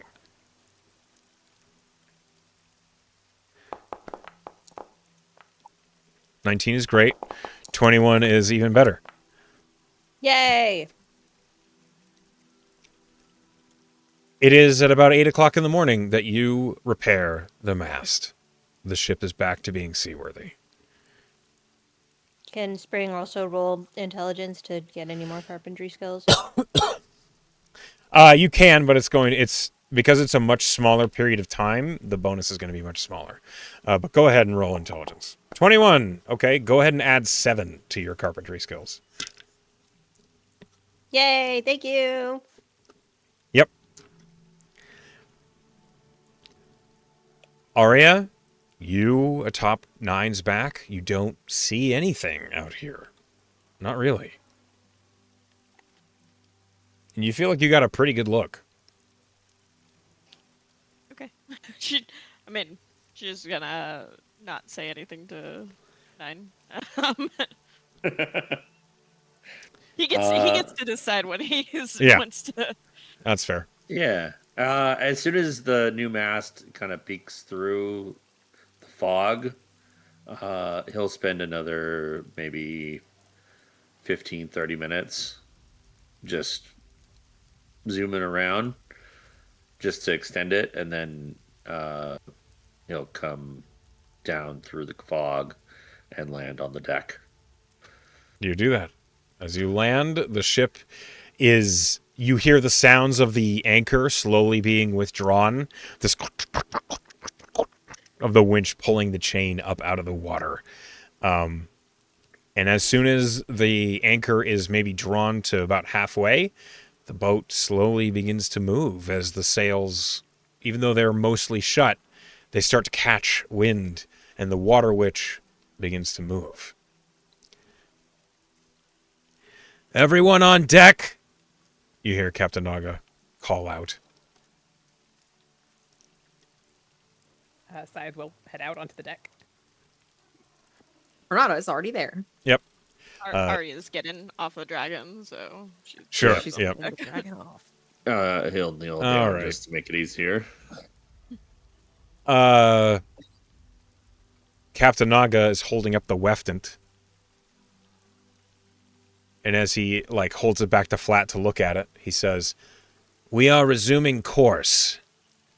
In this way, we're moving northwest towards whatever this is pointing to. I don't know what that is. So I don't know when to stop or when to call out when we see something. I suspect whatever we find is going to be underwater like everything else has been. As we're getting back underway, I need you all to understand, we've been waylaid for about a day. Granted, they were pretty unmitigatable, the circumstances. Whether our mast had broken or not, that storm had sent us off course a bit of a ways. Whatever the happens, but I need to understand, whenever we get wherever it is that this thing is pointing, is our new crew member going below water with you?" No. Caldo, looks at you all and he says, "You're going underwater." He's not part of the Mariguard. I don't see why he would. I don't want to, if anyone's asking. Yeah, I imagine that's up to him, and if he doesn't wish to, then It's like we can't even really tell him about what we're doing. Why would we ask him to come with us? We just didn't want to leave him stranded. I understand. However, by the nature of where we are and the mission that we are working on, you all need to decide if he can be trusted to see some of the things he's going to inevitably see. Well, I think that's fine. We've trusted Obi with the same information.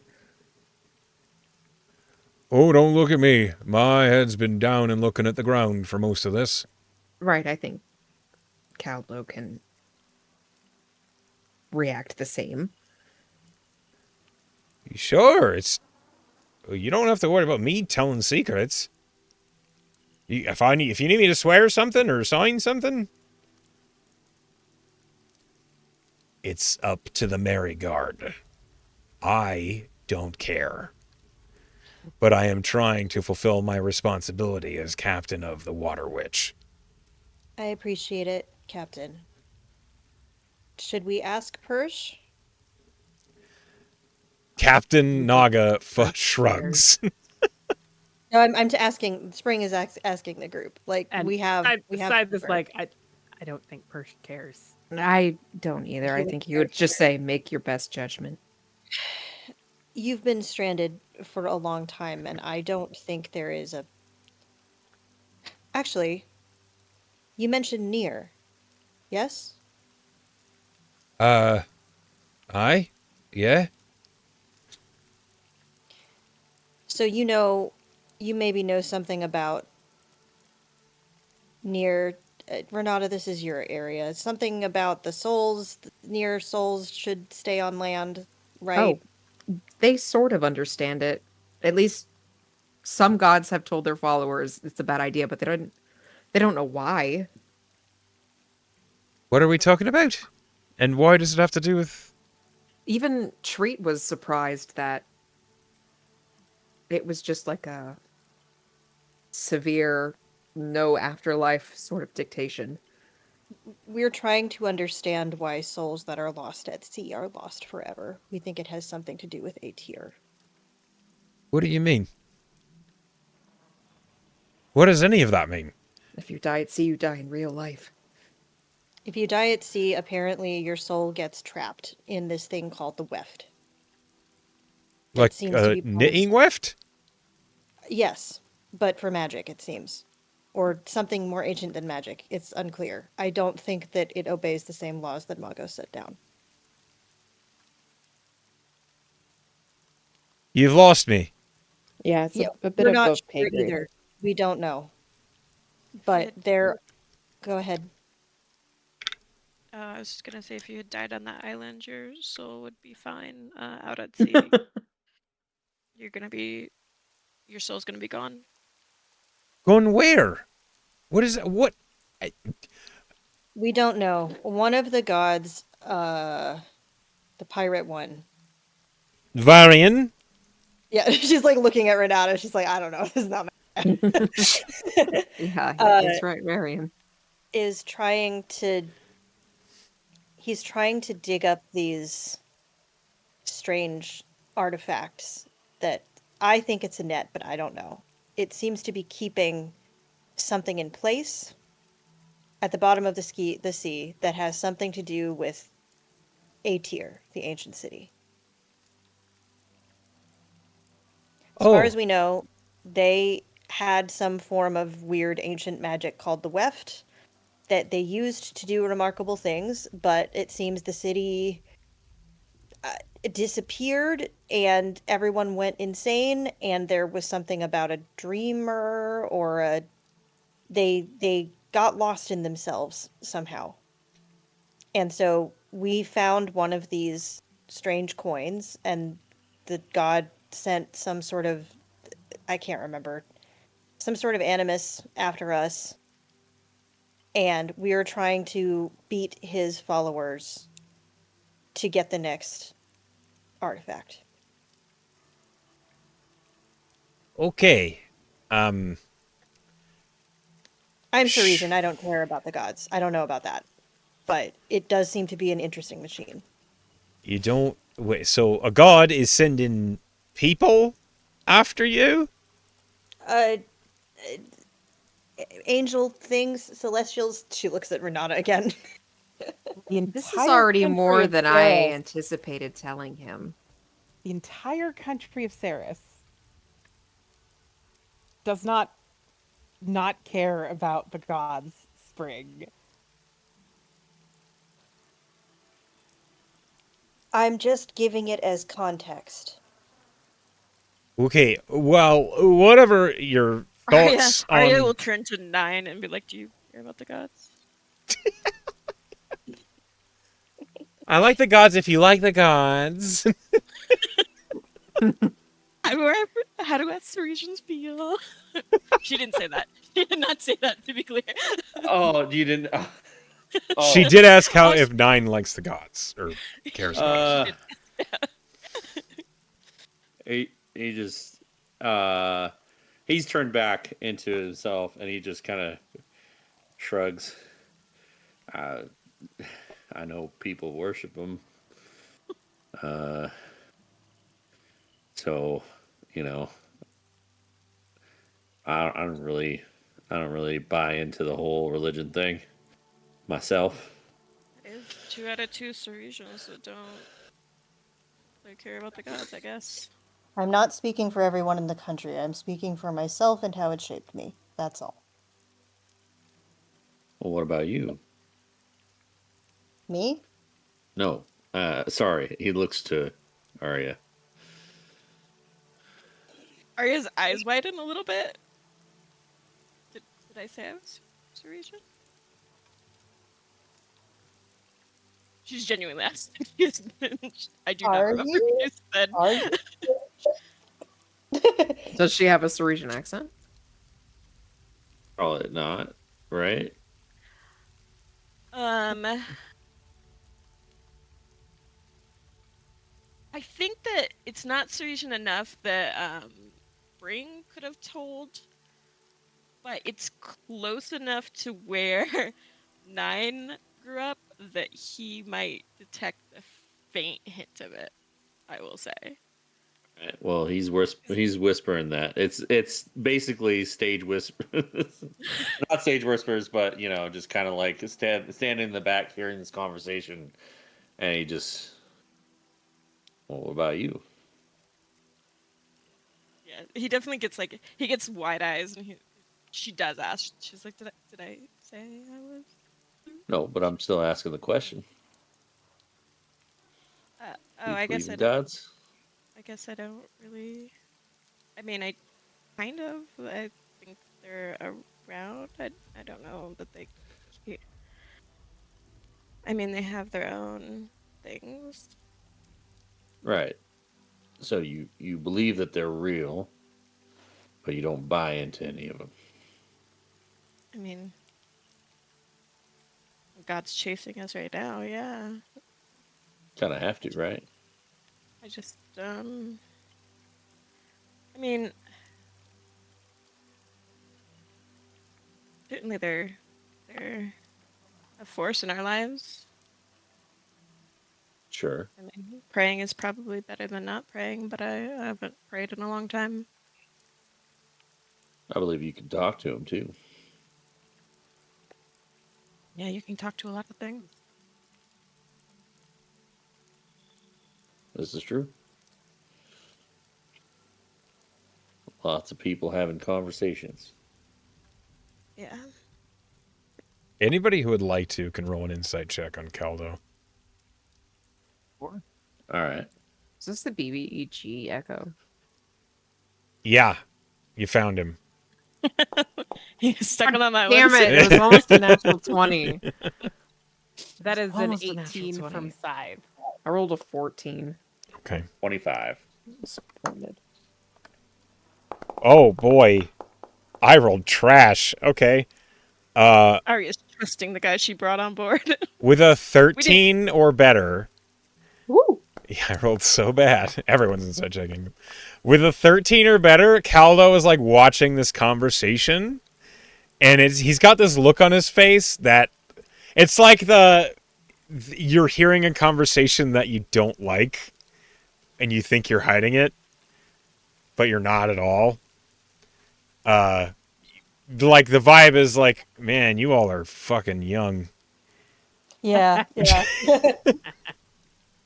I think this is a look that Spring in particular with her very old dad is like familiar with, and so she kind of catches his eye and like just gives a little look and then looks away and like it has this very familiar feeling of being like, God damn it, I feel so young. You're all fucking babies. like a boomer hanging out with a Gen Zer, I mean, it's he's a few centuries. Well, never mind. Uh-huh. Yeah, like Spring was like, how many hundreds of years have you been sailing? And he's like, let's not talk about that. And Spring interpreted that as like, okay, so several centuries, got it. Like He you didn't say no. It's hard to tell how old he is. Period. So, crisis of faith aside, we Oh, are that'd be nice. in an uncomfortable situation. The natural world is not reacting in the way that we expect. And Well, that depends on how much credence you put into, the old wanderings of dying at sea. we have observed some things that make us credulous of that. Have you not heard the song Get Me to Shore? No. Nope. None of you? I don't know. Can I roll History for it? or some shit. Yeah, you can roll history. Arya does look at her sailor ghost friend though. Nope. Nope. I Oh, mean, wait, they started moving. He might not be 12. here anymore. Yeah, I'm afraid he's not anymore. The ship has moved Oh, enough cool. that you're out of range. Goodbye, sailor ghost friend. you know who I bet has heard the song? No. Ken. Captain Naga? And Ken. Oh, yeah, yeah. He's definitely heard the song. like immediately start playing that song correct. Aaron! Yes, you have heard the song Get Me to Shore before. It's an old sea shanty where literally the words are talking about, I'm dying, get me to shore before I pass. Okay. It's I would say, old, but I it's would- fairly well known. yeah, I've heard that one. It's about making sure you get to shore before you die. I think. Yeah, that's it. You have to be on land when you cross over.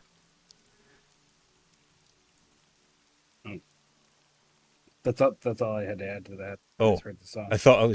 I got excited that you thought. Okay, well, that's not important. Well, Sorry. I mean, our point is, I guess, it's not natural.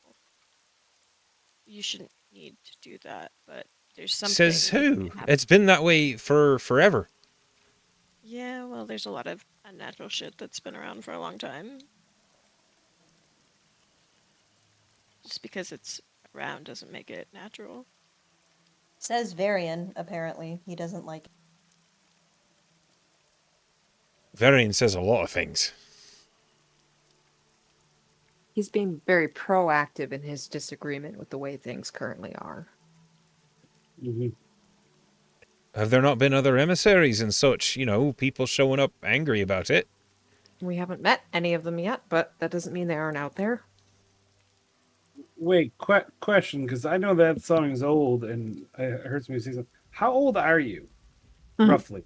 Oh, Don't ask him how old he is. Oh, well, I thought maybe it would help with we're trying to figure out all this Wait, Aterian stuff, and Didn't maybe he you knew more. ask him? I've been around. I asked him how many years he had sailed. That's different. If we Yeah. cut him open, we can count his rings. You can try. No, there was a practical. I'm a wood reason, elf. I'm not a wood elf. That was a good one. That was a good joke. Thanks. God damn it! He I was winks. drinking water.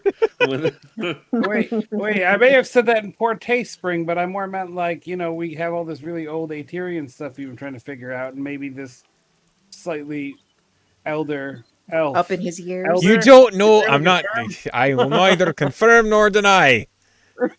Okay. Spring kind of smiles at him and is like, "You didn't. I was trying to. You're right. I was trying to lay that groundwork before. It seems like he didn't want to tell us how old he was, which is why Oh, Does he have crow's feet? No, That coat. he does not. that won't tell you anything on an elf." This Hey. handsome elf entirely in his prime. okay. So your age is kind of irrelevant, but do you know anything about the Aterians? No, I've never heard that word before. Insight check. Go ahead and Inside insight check. 19. Pen is like, "This is the big bad. I can feel This it." I know. Yeah, he's the villain. Listen, There's the net 20 I needed. look at you. You fucking liar. With a 26, he's never heard of the word Aterian before. Oh, Wait, that was the name of the race that we were looking into, right? Yeah. Yes. Okay, good. He seems amused and clueless. All right, well, he's telling the truth. I do a lot of lying, so not to you. Good to know. In general, not well. I might lie to you, but not to them. Oh, I've made a note of it. Don't worry. Okay, oh, that's fine. That means it's not fine. What do you mean? It's fine that you made a note of it. That's what's fine. It means it's not fine. I made a note of it. I'm on to you. I mean, But my you God, didn't write. Aaron the You didn't BB. even write anything down, though. So how did you make it? It was a mental note. Gotcha. He means it was a physical note, but it's not because he was lying. To be fair, anybody could lie to you at any time. I mean, She's Well, got a that wouldn't point. be fair. That's a lie right there. What if I told you her name wasn't Arya? That's fine. It is. This has been delightful. Yeah. are you now I'm- glaring at Aaron? What? Arya, I was trying to make like a fun. Damn it! All right, Can you just tell me how to be your friend? Turn into a dragon, I think. I can't. Is there a way besides That's that? such an Arya, that I unrealistic could goal be your for friend? men. 6-foot dragon. Worst Tinder page I've ever seen.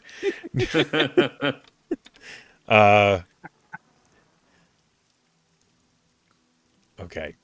As the ship has resumed sailing, and it's sailing smoothly through the fog and mist, and it's fair. It's like the mist is just reaching up over the deck. You can actually see pretty far out onto Kylus Bay. If there are any distractions you'd like to imply, do so now, or I'm going to roll. Go for it. Okay. Can I get a D100, please? I'll roll it. 59. Almost nice. Almost nice. Okay. All right. We're going to have some downtime here. Ooh. For the next 2 days, the ship sails. It is boring. There are no real encounters. It is quiet. The weather is fairly smooth. Some turbulence here and there, but nothing to write home about. It is on the morning after the second day that all of you are awoken as the ship's sails are drawn. They're closed all the way. And Naga calls out, "The Wafton's changed!" Spring is on it immediately. So Captain Naga shows you the Wefton, and he's like standing in the middle of the deck, holding it out to you, and you see it's like pointing straight to his right, and then he like sidesteps to the right a little, and the Wefton flips around and is pointing straight to the left.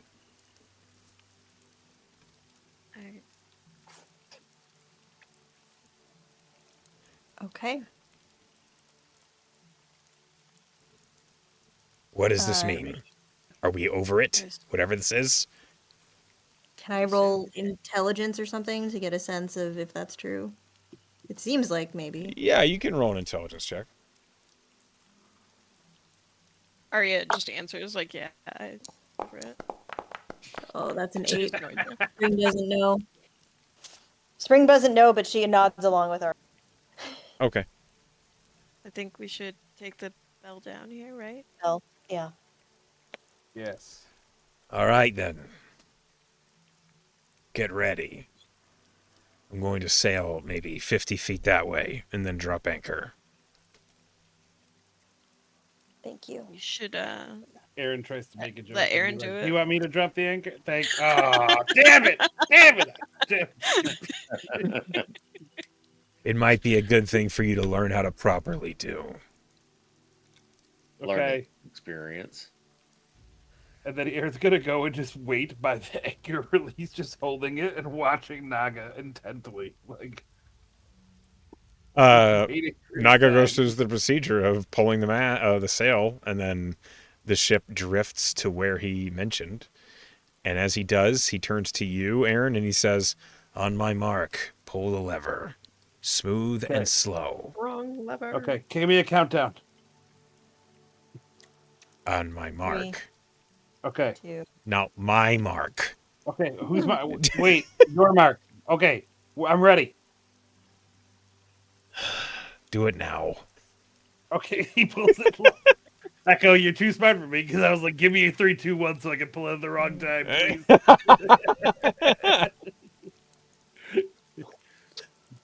You pull the lever. Do you pull it slow or do you yank it? I yank it. As soon as you do, the lever like cranks back, the gear, the jig pops out, and immediately you all hear as the anchor falls in the water. And Naga puts the tie onto the helm and then turns and looks square at you, Aaron, and he says, I said smooth and slow. Do you All right. speak common? Yes. Are you sure? Common motherfucker, do you Yes. speak it? Fucking prove it next time. Okay, I was focused on the timing and not the other. I'll get there. It's like a practice thing. Like how slow though? Like just like a, you know? Naga is like just staring at you, and then he steps down onto the deck and starts winging the crane around to hook the diving bell. Okay. Yep. I'll get there. I'll get there.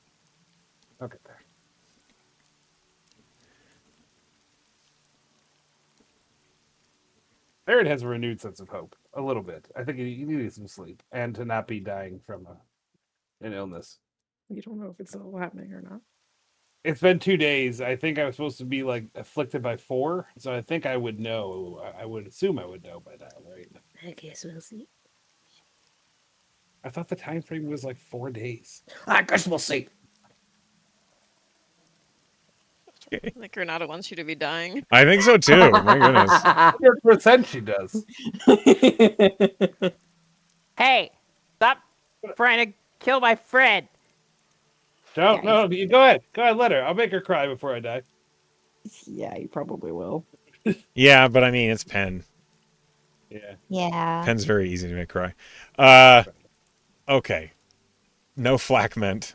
You all load into the diving bell, and as you do, it begins to descend.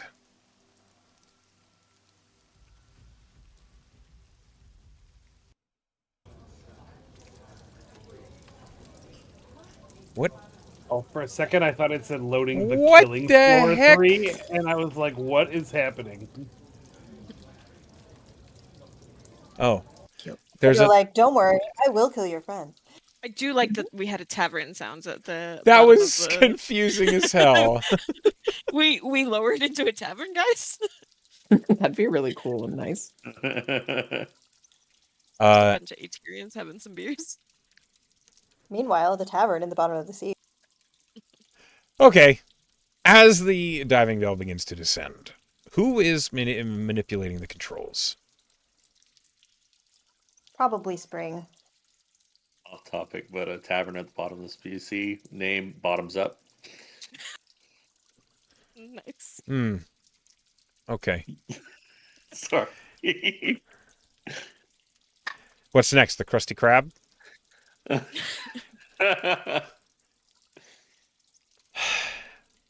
Okay. As the diving bell descends and Spring, you're controlling the lift controls, what is maneuvering the crane to lower the diving bell deep and deep into Kyla's Bay. Let's see here. Who of you does not have dark sight? It's just Renata? Inside? Me and Scythe, I think. Oh, and Arya, because she's human too. Okay. So 9, Spring, and Aaron, please roll me perception. Okay.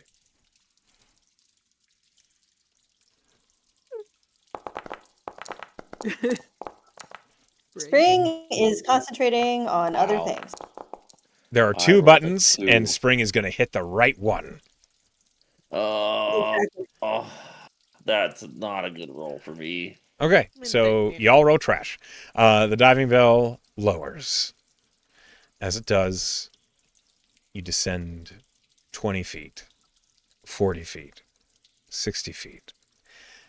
Whenever you go down in Kylas Bay, you notice the water around you kind of has this eerie reddish tinge to it in all directions. It's always just a little bit unsettling. It's the slightest tinge of color everywhere you look that it's impossible to not feel a little bit of anxiety about, as it's as if the oceans are bleeding everywhere you look. Spring, your logical and pragmatic mind immediately attributes this to the levels of banasite that are in the oceans at all times. But even so, in the quiet of the diving bell, the tension increases. And as it does, you realize the diving bell is descending, and deep below you, hinted at by glimpses of light, you see a wrecked ship. It is broken, and you can't really see a lot of the details from how high up you are above it. But it's there, and it's big. You estimate it to be maybe a man of war or a galleon, but most of it is missing. It looks like half of it is broken and sunk at the bottom of the ocean. That's the best you can see from this distance with 13s. Aaron and 9. Can I use the scrying stone at all? Is that helpful? The scrying stone? Do you mean to look at the evidence of the weft?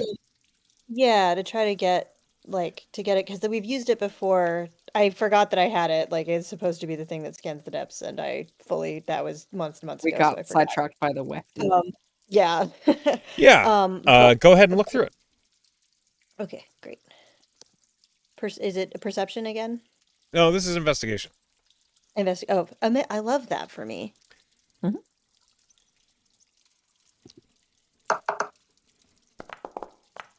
24. As you look through the scrying stone, you see, firstly, coming from the southeast and running underneath you is a huge, it almost looks like a massive braided rope of golden thread that is unraveling and then re-raveling and undulating in the waters below. It is huge. And it's running from the southwest to the northeast in the direction the weftant was originally pointing.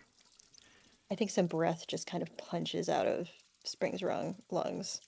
And she says, I think we have a heading, and she'll describe what she sees through the scrying stone. The next thing you see, looking down at the shipwreck, is a lot of this golden thread winding towards the shipwreck and around it. And then the surface of it around this shipwreck, it almost looks as though the golden thread undulates into like this spreading of, almost looks like it's simmering, like boiling water, but in the shapes of this gold thread, these bubbles bursting and closing, and it's very strange looking. She describes that too, and she's like, I wonder if our artifact is there. You mean the seal? Yes. As good as any place, I think.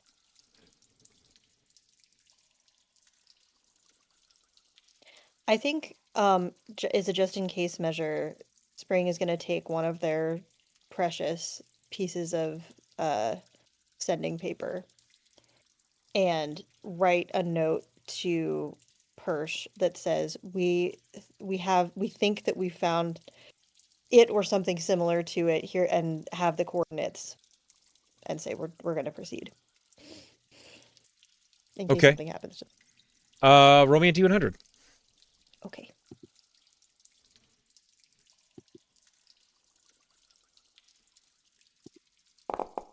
$54. Okay. Please write in a message to me what you're saying specifically to Persh. Sure can. All right. And as you guys are descending, we're going to pause here for a moment to take a quick break. All right, and we're back. You guys are in the diving bell, descending deep into the Kylus Ocean. As you do go farther and farther down into the depths. Remind me, you did cast water breathing, yeah? Yes, at the start of this day. Okay. All right. So, Renata, you might not Yeah. have dark vision, Mhm. but your passive perception, I think, is the highest at a 24. 24. Mm-hmm. So you see, before anybody else, deep below, the sudden flicker of a sharp blue light. It appears to dance from a point deep below you and then maybe fly incredibly quickly 30 feet, 40 feet. You're not sure. But it suddenly stops and is gone. Is it giving like Eterian tech light vibes like they saw with the Octonaut? It was a similar color, I suppose. Renata would immediately point out where she saw it, where it went, where it disappeared. It's hard to It's- see through the mist and the It went silt. that way. It's reminiscent of that octopus thing, but I can't be certain. It's too far, too deep, too dark. I suppose I'm saying let's be ready. Can I look? I don't know if my message went through, but I did send the message to you. Hold on. Okay, as Renata points that out, you receive a note that says, "Noted. Confirm the seal is there, and Tabernacle will begin his clairvoyance." Hirsch. Okay.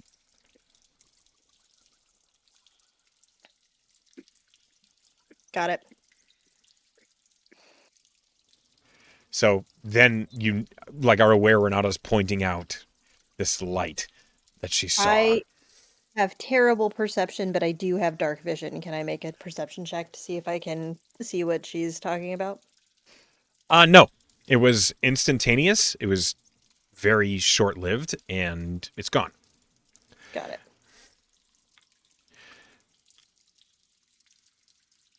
Well, Just be ready for anything, I suppose. be ready. Yeah. I think Spring is going to kind of slowly direct everybody based on what she can see. She's gonna follow the scrying stone, I think, to where the weft is the thickest. So the diving bell was just dropping straight down. It doesn't. Oh, we haven't left yet. Okay, No. got it. You're still in the diving bell. It's still descending. It's descending quickly, but it still feels like it's taking forever, just because of how deep the ocean is. As the diving bell goes down and down and down, you do see a consistent light, or a few points of consistent light suddenly making themselves known through the silt and haze that is down here.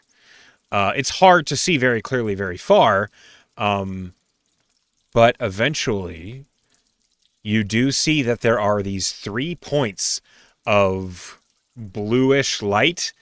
They're not bright, and they're hard to make out, but they are around the shipwreck. They are moving in tight concentric circles around the shipwreck, and now that you can see them, you do see these motes of bright white blue light lance out from them towards the shipwreck, or near it, the ground and stony floor near the shipwreck. You also see from your south there is another thing emitting light, and the light being emitted by this is of a different color. It is much more whitish light. Hold on a minute. Let me get my Foundry page to actually do the thing that I'm trying to get it to do. It's also much more yellow. Like, it's not tinged blue at all. As the diving bell continues to descend, all this information becomes more and more clear. Nearest the diving bell, you see there is this shark-like creature, but it is not a shark. It does not have the sheen of the smooth, leathery hide of a shark in the water. It seems to reflect light in the way metal does, in the similar way as to that octopus thing, as described, did. And you see that one of the other marks of blue light, as it cuts through the haze, you see is one as well.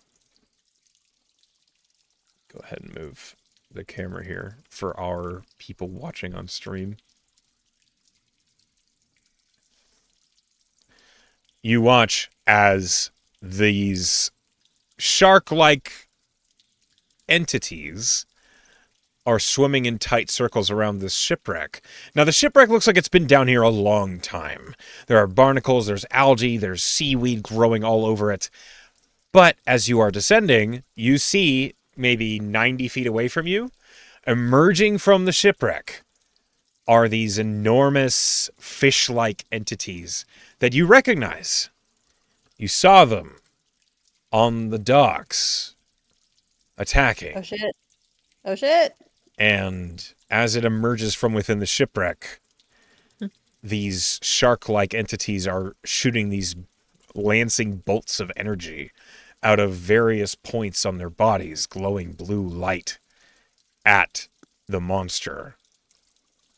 And this monster is trying to move towards them before it is riddled with holes. And then you see another one emerge from within the shipwreck, making its way towards another shark-like sentinel? Guardian? Thing? Whatever it is not trying to bite the monster. It's lancing at them with these blue-white projectiles. And as the diving bell gets lower and lower, and you get maybe 70 feet from the floor, you begin to see that there are corpses of other monsters revealing themselves out of the haze.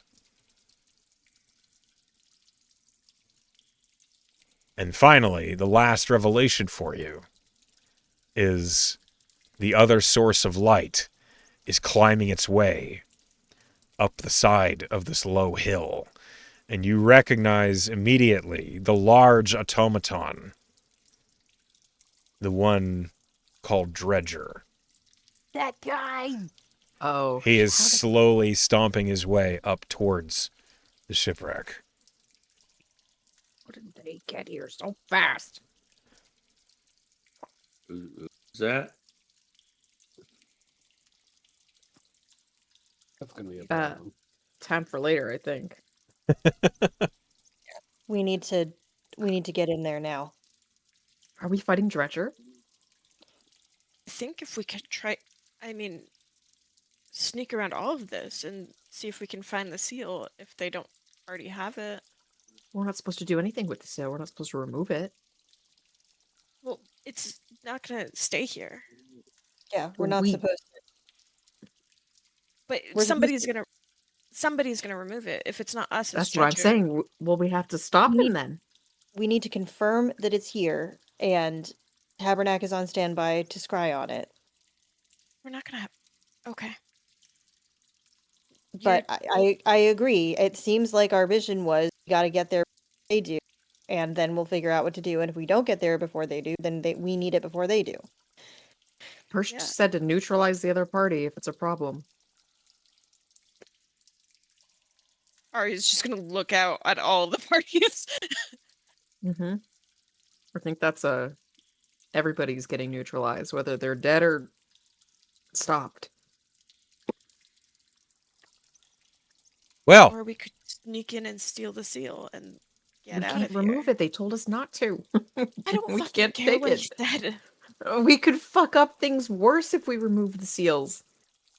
We removed. We the don't know other what one. they do yet, Arya. That seal's getting removed today. It's We not need us. to get Tabernacle on board is what? If we Exactly. I'm not continue doing this anything until the Mariguard tells us to. Besides Tabernacle's stopping this. Tabernacle's not here. He's going to clairvoyance in. That's like coming up on a ship after somebody's dropped anchor and getting mad at them for doing it.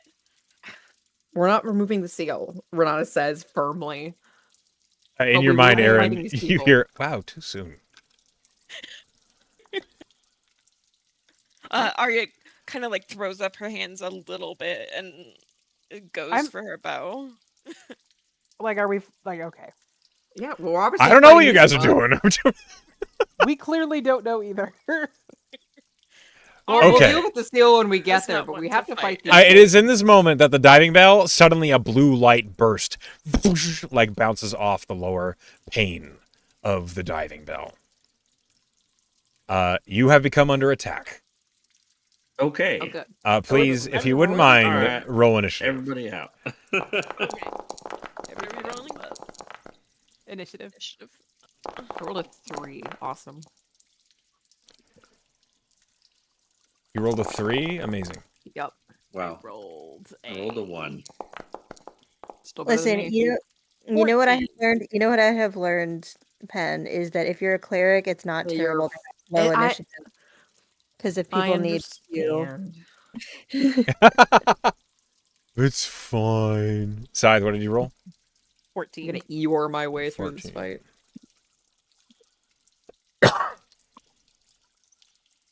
Okay. Aaron, you see that this shark-like creature has sent a burst of blue-white energy at the diving bell. What do you do? That's the wrong music. Oh no. Everyone's been arguing, and Aaron's been trying to like not take action because he's like, I don't want to do the wrong thing. But shit. All right, Aaron's gonna swim out from under the diving bell. As you begin to leave, you immediately hear, "Be decisive. Trust in your choices. Go." Fair enough. And let's see here. All right, I'm gonna swim out. How far away is that? I gotta get the ruler guy. You're about on level with the shark things. So No, you're about 40 feet from it. 40 feet. All right, then Yes. Why does it keep placing things? I will swim forward. I'll swim forward about 10 feet. Okay. 30 there. All right. Where'd my character sheet just go? What is going on? Sorry, my character sheet disappeared. All right, and all right, bonus action. I will cast hex on that guy. This one here. This one? Yeah. Okay. What And, attribute are you hexing? I forget what my choices are in hex. All the attributes. Of them? Dexterity, I guess. I don't know. Okay. I don't know what to hex. It makes and them have then- disadvantage on ability checks using that ability. I'm probably dexterous, so I guess I'll do that then. Whatever. And then I will Eldritch Blast. Okay. The same one. Alright.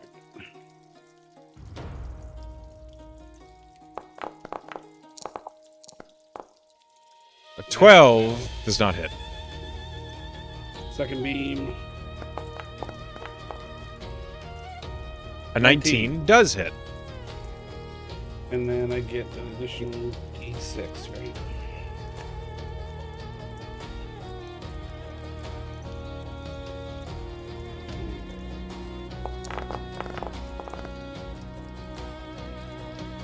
$13 damage, 6 of which is necrotic.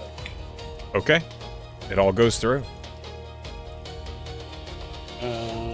And I believe that's all I'll be doing.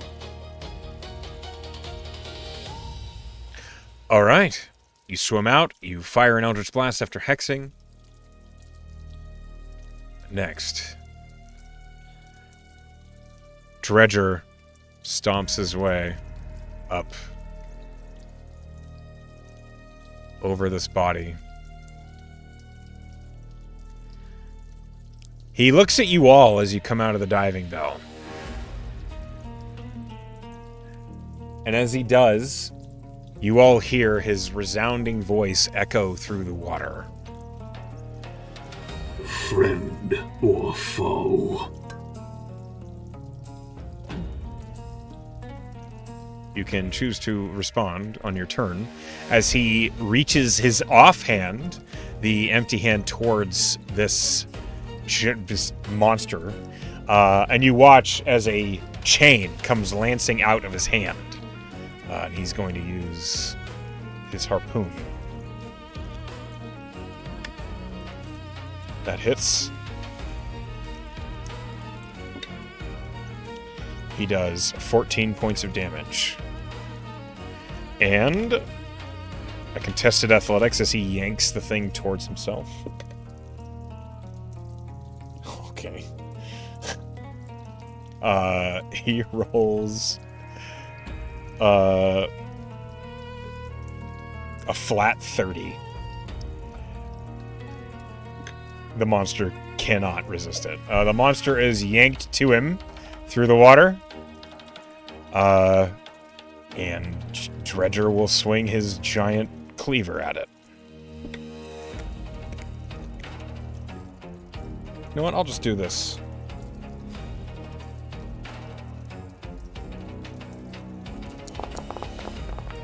That's a hit.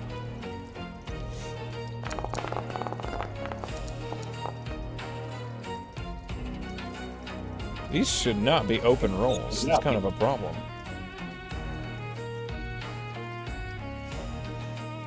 Are you rolling to the right person? I accidentally rolled it open is all. I've been rolling on with my real dice so much it was a whoopsie. Okay. Still, 22 points of damage, and then he will swing again.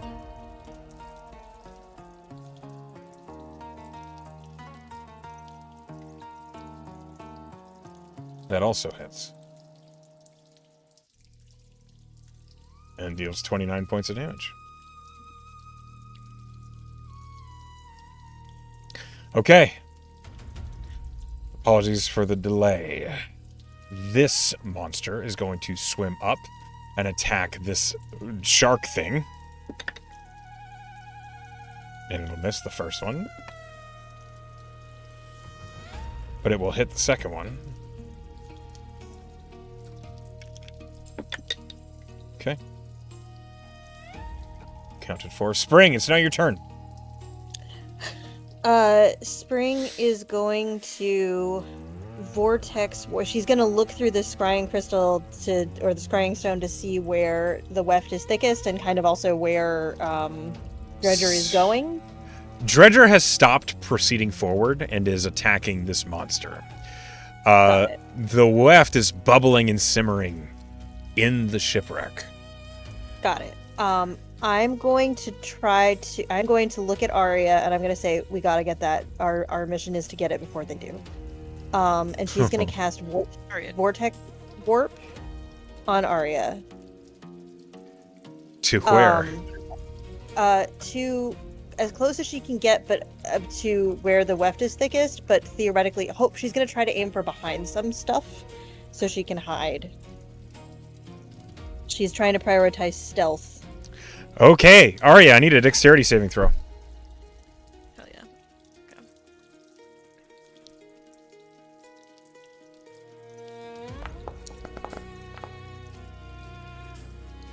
17. You teleport, and as you do, you teleport through the broken wood hull of the shipwreck, and you're in the hold of the ship immediately. Do you have dark sight? No. This is terrifying. You feel your feet sinking into something wait. icy cold. Yes? I do have. It's not dark sight, but Sorry, I should have No, have done light or okay. something. I forgot. it's not dark sight. But I do have blind sight. I don't know. You have blind sight? Yeah, Okay. How far out is your blind sight effective? 10 feet. Okay. This is... I can perceive without. Yeah. Basically. Yeah. This is a horrible experience. What happens is you are teleported into the shipwreck where the weft is the thickest. There is no ground. Your feet sink into something incredibly icy cold. You, with your blind sight, are aware that where the mud or the stone or the seafloor should be is instead this strangely bubbling pool of black energy that the instant your feet are above it and are beginning to fall in, you feel it reaching up and coiling at your ankles. Your dexterity save is good enough that immediately you whip to the side, you roll off onto a large crate that was part of the ship. It was like part of the hold. You're on it, and half of you is in this void below you. Don't worry, guys. I got this. Immediately, Sorry. you see emerging with your blind sight another one of these monsters is like breaking out of the void next to you. I maybe miscalculated. I'm sorry. This is great. Goodbye, guys. It's been fun. So roll me a D3, please. Okay, me? Yep. Or A 3. Okay. there's 3 of them. Nope. It's just the biggest one. As the void Good. tears apart, the huge claw of a hulking crab monster breaks out of the void next to you.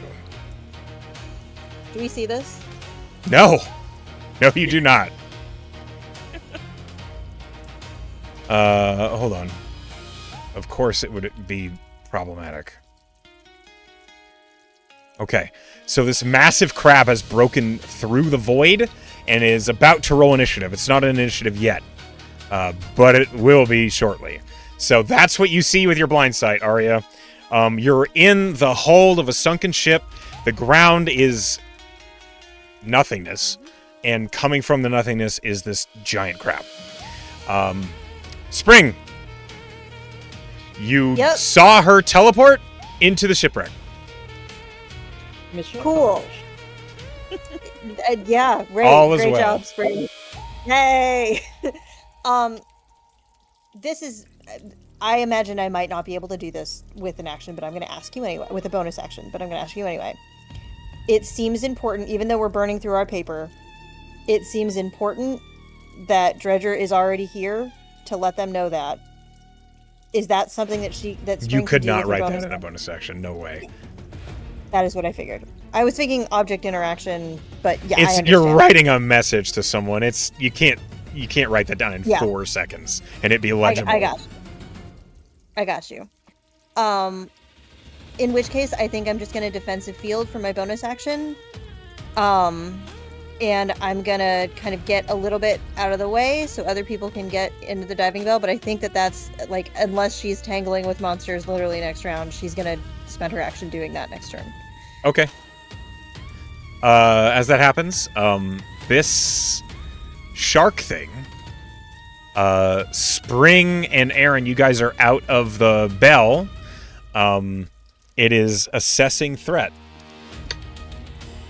Okay, Spring. Yep. It considers you the threat. Okay, I figured that might happen. Hold on.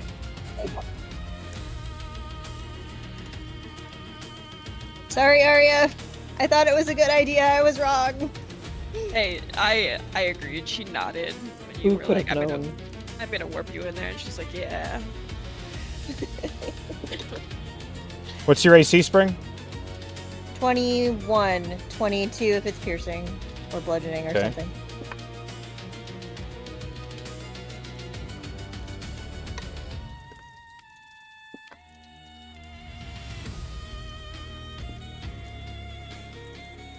Okay. These jets of blue light energy shoot out from this shark automaton's ports across its body. You see all these blue ports are glowing, and suddenly 5 bolts towards you. Only 2 of them hit you. Okay. Which is... Hold on.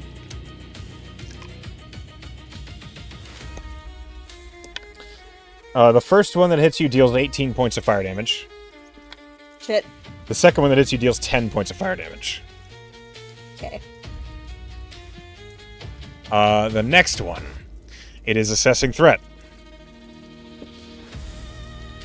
Aaron, this one considers you the threat. The first bolt misses. Second bolt misses. Third bolt is an 18 to hit, Aaron. Beats it. Then a 26. Yep. And then a 19. So 3 hit you. All right. Okay, first one deals 11 points of fire damage. Second one deals 8 points of fire damage. Third one deals 16 points of fire damage. Okay. I gotta do saving throws and no, great. I'll burn X my last immediately goes inspiration. down. No, my last inspirations. I got one for the RP. That'll save on that one. You said 11, 8, and 16? Yes. So all of them are 10. DC 10. 8, 16, and then... Damn, I got fucked up on that one. Yep. Okay. Why do I have advantage on that? Do I have Warcast there? Sorry, I'm just... No worries. You might have Eldritch. While you consider through that side, that's your turn. Oh, no, I'm sorry. This one has to go. This one's going to assess threat. The one in front of it, the monster in front of it is the threat. It's going to unleash on that thing. Hit. Hit. Miss. Miss. Hit. So 3 hits. 12. 9, 21. 27 points of damage. Got it. Hex goes down. Hex goes down. Okay. Even with advantage, I can beat a 10. Come on now. That's how it goes sometimes. Scythe, you're up. Okay. Scythe is going to swim out of the diving bell. Mm-hmm. Let's see, I can't rule I out understand. how I just need to know far- where you're going. How far is monsters? Like, So this shark thing is 25 feet from you. This maw thing is 40 feet from you. Those are the only 2 that you are close enough maybe to engage. Okay, I'm gonna rage and go for Sharky. Okay. And I am gonna attack with my cool spear. Okay. That hits nothing. It's a 2. I try again, and then my second attack. Oh my Jesus Christ! That's a 3. Okay. Scythe, you swim out and whiff. Yep. Do you want an inspo, Scythe? I would Yeah, love if you did. That would be great. All right, I'll try. I will take an inspiration and reroll one of those. Okay, that's better. That is 22 to hit. That hits. Hooray! Right. Okay, that is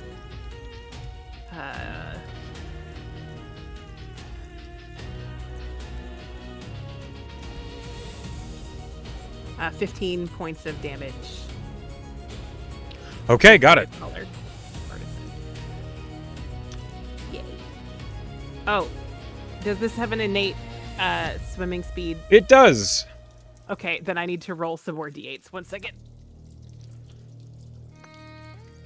So add another 7. 3 is 10. Plus 7, so another 17. So how much total? 32? 18 plus 17. Yeah, 18 plus 17? I thought it was 15. it was 15. Oh, sorry. Okay. Sorry. How dare you? So, yeah. So, sorry, pen confused me. So I'm sorry. I got it. All right. Okay. Is that your turn? All right. That's my turn. All right. Arya. Feels much better now that I did not whiff. Thank you, Emily. Arya, you're in a bad place. This is the bad place, yeah.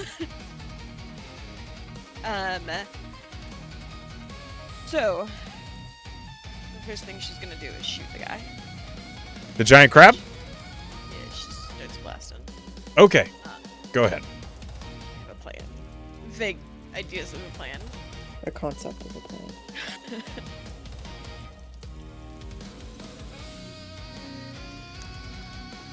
Attack with normal. No advantage this time. 28. Is that a nat 20? Yeah. That is a nat 20. Okay. Hell yeah. All right. We love it when the rogue crits. You crit the giant crab. Crit Get check. to roll. Okay, so I have this thing where it says if I hit, I get to roll twice and take the higher thing. Mm-hmm. How do I do that damage? Okay, so roll damage is normal, Okay. And Not a then- critical hit. you will get a critical hit. We're just going to calculate it after we see your damages. Roll damage. Okay, so you rolled a 3 on that d6. Go ahead and roll the damage again. Or just roll a d6 again. Okay, 6. Okay. 6 plus 5, 11. Plus another 6 is 17. You deal 17 points of damage with that crit. Nice. Okay. I don't have advantage, so I can't do sneak attack. Correct. Um, It is keenly aware of you. yeah, I can't give myself advantage because I'm planning on moving. Arya is gonna try with her blind sight to move away with move speed to somewhere she has cover and bonus action. Roll hide. investigation. Okay. Investigation.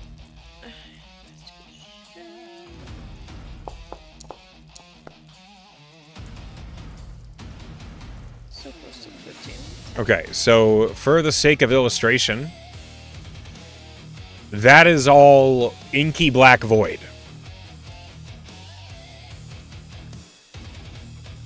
Okay. Let's All right. make it bluish. So there's nowhere to really hide. She can't find somewhere to hide. Can I bonus action? Can I move and bonus action dash to where basically she's running through the ship and trying to like hook back? If that makes sense, like. Wait, I'm sorry. I don't think I understand. Okay. You know the cool action scenes where they like run through a building and then like turn and then turn again. She's trying to stay in the ship,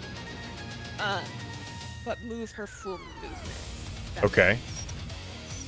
I think I get what you're saying. I know that there's probably some disadvantage of that because she can. Give me acrobatics. Okay.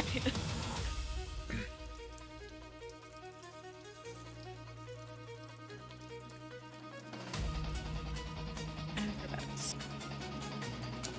I can do it at disadvantage. Okay, she cannot do that either. Okay, she's. Oh, jeez. Okay. Go away. You feel all this horrible pulling sensation towards this inky void below you, and it frankly just makes it... You've heard voices from the other side before. You've heard whispers. You've spoken to the spirits of the dead. For a long time. They sound a particular way. There's like an echo as their voice emanates through back and forth between this realm and the ethereal. That echo, all you hear coming from this inky void is wailing. And it's frightening. Okay. That's Arya's turn. You're saying Arya's having a bad time? I'm saying Arya's having a bad time, yes. Okay. This monster in front of Dredger is going to attack him. It misses. It hits. Okay. Dredger takes 22 points of damage.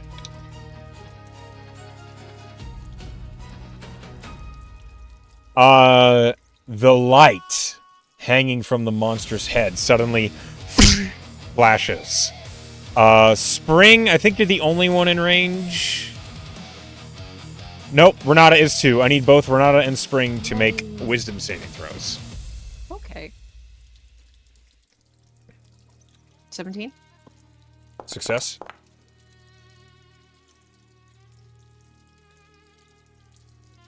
Spring, then as a failure, you take 10 points of psychic damage, and you are frightened of this fish monster. Monster.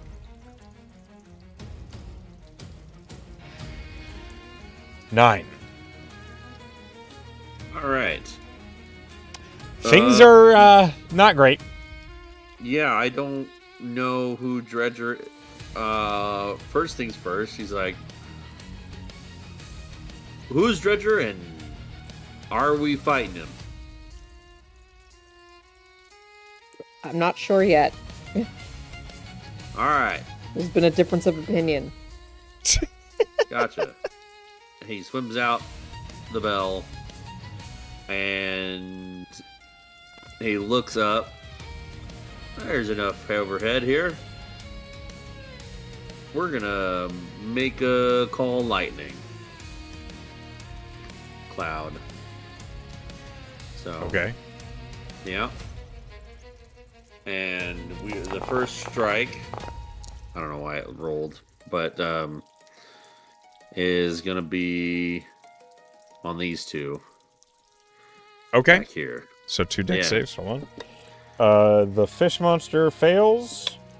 The shark automaton succeeds. Okay. 14 points of lightning damage. Okay. And I assume this isn't outside or stormy weather, so it's just the... It is not. No, you're underwater.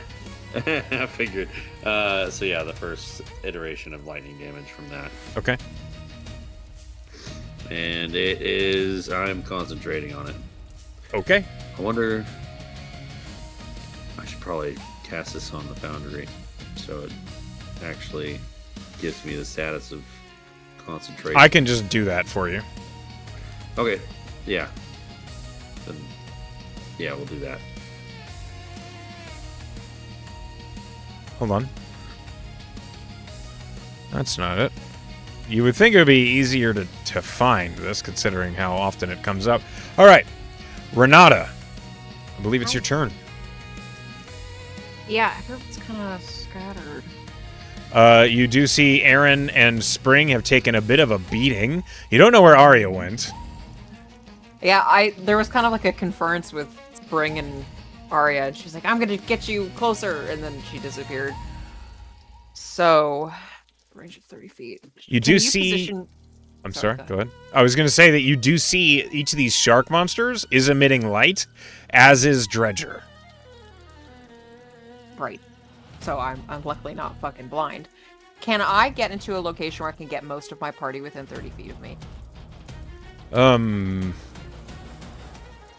You could Like, as probably many people get... as possible. You could get here.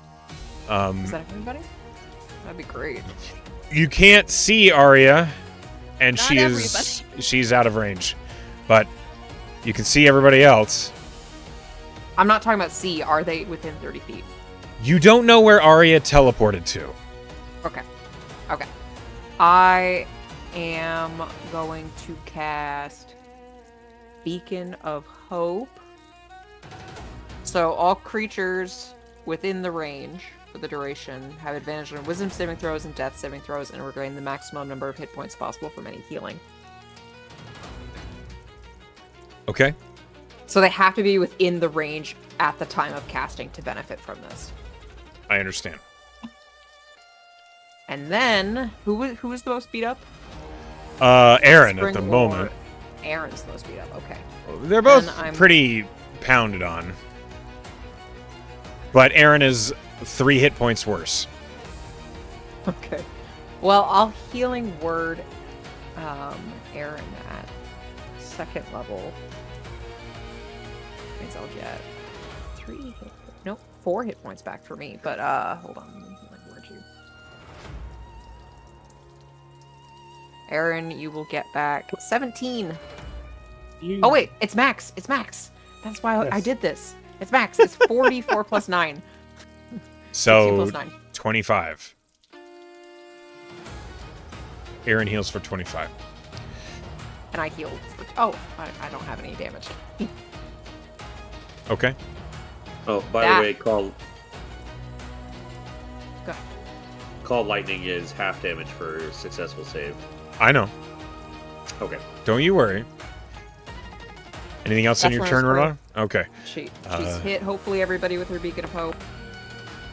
Aaron, you're up. Has advantage on death saves and wisdom saves. All right. I'm up, huh? All right, Aaron. What's he gonna do?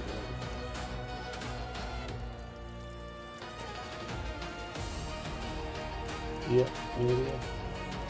I'm trying to figure out if we think Dredger's an enemy or not. Man, we No gotta one's made stop the him. call. Can I make a recommendation as your DM? Don't fuck with Dredger. I would recommend you prioritize the ones that are currently attacking you. The ones that can't be reasoned with. Fair enough. That seems very logical in nature. All right, You can I'm engage Dredger if you want. All right, I'm gonna re-hex this Sharky boy, Okay. Hex is back on. and then I will start Blast is blasting. back on the menu.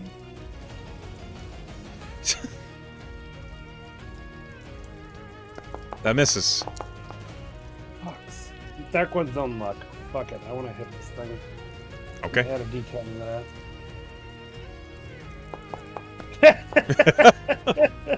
That misses. Oh god, this is just. Ugh. Hey, let's talk about luck. Yeah. Does the 19 hit? Does the 19 hits. hit? 19 hits. Thank God.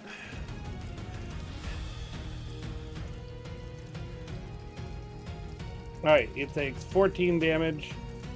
And question, if I choose to repelling blast, will Sight get an opportunity attack as it's pushed out of her range? No. Ah, that's what I thought. Okay. It has to voluntarily. Yeah. Well, then I'm not going to make you waste movement speed on that, so I'll leave it alone at that. And that'll be it.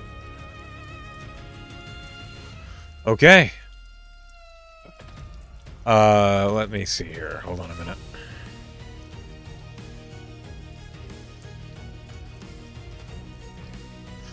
Next, Dredger. He is, well, he's going to attack the monster in front of himself. Oh yeah, I'm just going to use the spell sheet to do it. Because I can do that, and that's much faster.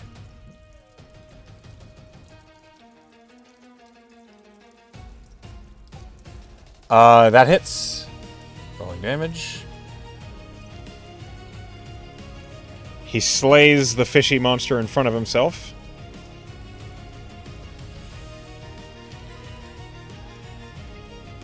And then he stomps up to this sharky thing. And he's going to use his harpoon to try and pull it down to him. He hits with a natural 20. Okay, this is much less damage, but it's more the athletics contest. Okay. 4 plus 4 is 8, plus 8, 16 points of damage. Athletics. Okay. He succeeds. He yanks this shark automaton thing down up to himself. And that's his turn. It cannot move as it is grappled by Dredger.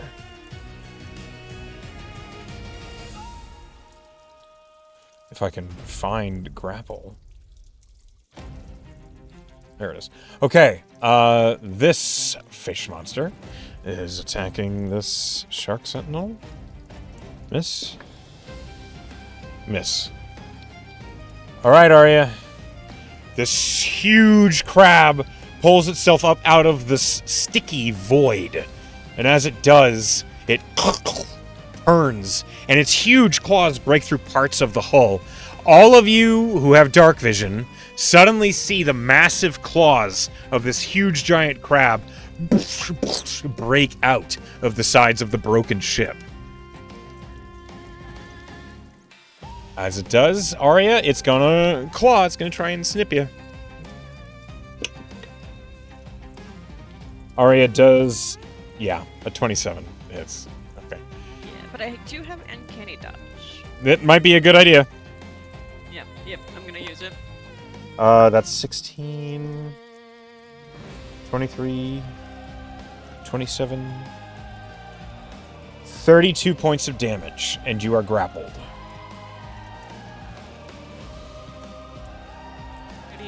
30, how many points? 32? Did you already do uncanny No, dodge, or- you have it. Okay. So then it's 16. But you are grappled. That just happens. There's no roll.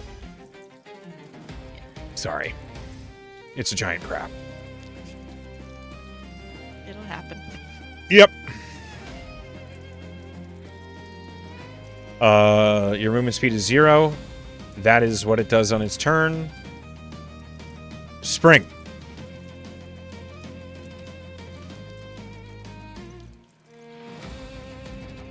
You're muted, Spring? Sorry, I didn't realize. Spring has a swim speed of 60 feet because of the cloak. Her heart is in her throat because she sent Arya there, and so she's gonna swim right up to this crab and punch it and try to get its attention. Okay. As you swim towards the giant crab, it is mostly within the hull of this shipwreck. You see... Yeah, you see its claw sticking out of the side of the boat. You can still punch it. You do see below this giant crab is, as I've described, this inky black void. It's like looking into the darkness of space in the ground. It is perfectly smooth. It's like staring at Vanta Black, and it is terrifying without even hearing the wailing that Arya hears. Yeah, go ahead. Is Spring still frightened? Because I think Spring is frightened of... Oh, yeah, you are frightened. You cannot approach. I can't... You're right. Oh, wait. Yes, you can. It's dead. Dredger killed it. Because it got killed. Okay, great. So I'm Yes, fine. but no, but yes, but no. Yeah, right? There's a lot of things happening. There is. It's a complex There's a lot fight. of things happening. Fuck. Punch. Okay, go ahead.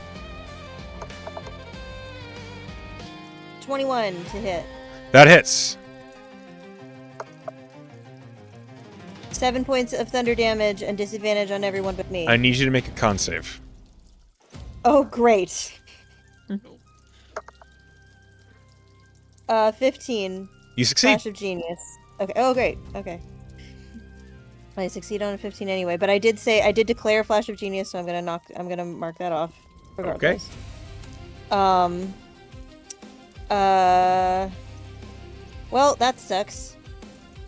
I'm gonna punch it again though, because I've committed to this course of action. Okay.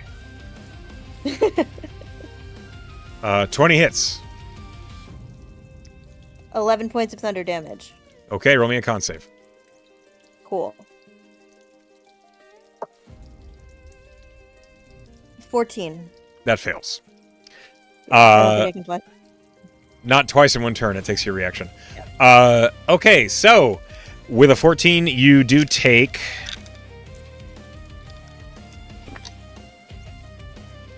13 points of slashing damage as the spiny shell of this giant crab splinters and cracks, and all sorts of these little sharp spines out towards you as you hit it. Great, hate that. Sorry. I do reduce. You said 13 points. Yes, 13 points of slashing damage. We reduce that by 3 because I'm a heavy armor monster, but that still sucks and I hate it. Okay, I'm gonna defensive field for my bonus action. Okay. Am I defensive field? Yeah, I'm gonna defensive field. That's my turn. Okay. It's now the shark's turn. It is in melee with Dredger, which means it auto-defaults threat. It opens its big mechanical mouth and bites him, which you didn't know it could do until just now. Fascinating. Okay, that hits. Dredger takes 14... 29 points of piercing damage. And then it will try again. It hits again. Dredger takes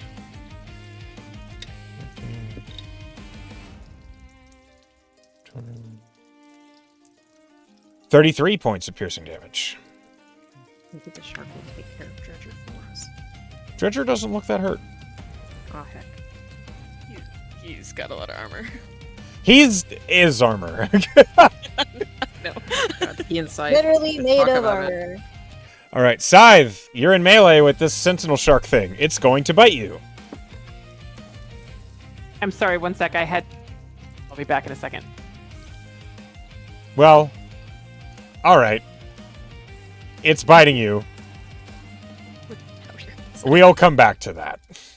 Okay, I'm back. That you was can bite me literally now. 1 second. Okay. I was getting Sao up. doesn't lie. Apparently not. Okay. It hits with a fucking 27. Yes, that will indeed hit. Uh-huh. Oh, it wasn't a question. 10, 18, 27, 33 points of piercing damage to you, Scythe. Okay, so that is halved to 16. 16. And then it will follow up with half with 2 bolts. You are in melee, so it defaults to you. 24 to hit. Mm-hmm. And then 27 to hit. Yeah. Mm-hmm. Okay, the first bolt does 3 points of fire damage. The second bolt does 17 points of fire damage. Okay. Ow. Yep. This one is going don't to have- bite this monster. I don't have fire damage. Sad. Hits. Yeah. Sorry. Okay. 30. And then it will bolt.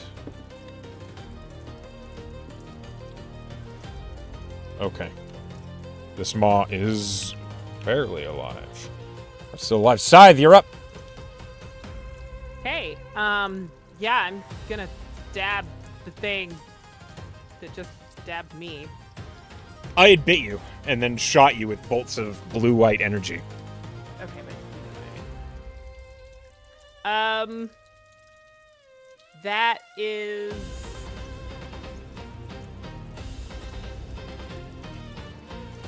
what is a 17 to hit? 17 does not hit. Okay, how about a natural 20? A natural 20 hits. Yeah. Okay, so do I double the 3d8? Since it's a crit. Hold on. Okay.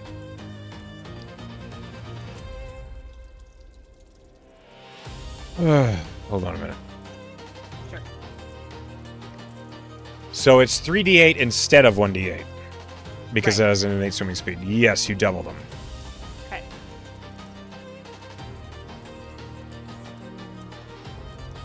So it's 3d8 plus... Yeah. Okay, so 3d8, so 17 plus... 24. Yeah. So 41. So 4. Okay. Damn. Big smack. It's still intact, but it looks very damaged. Yeah. I don't think I have a bonus action that I want to use at the moment. So Okay. that is my turn. Arya. You do see outside the broken hull of the shipwreck, Spring is punching the crab's claw. You are grappled at the moment. You can use your action to try and get out of it. Or you can fight. Or, I don't know, do whatever you like. Yeah,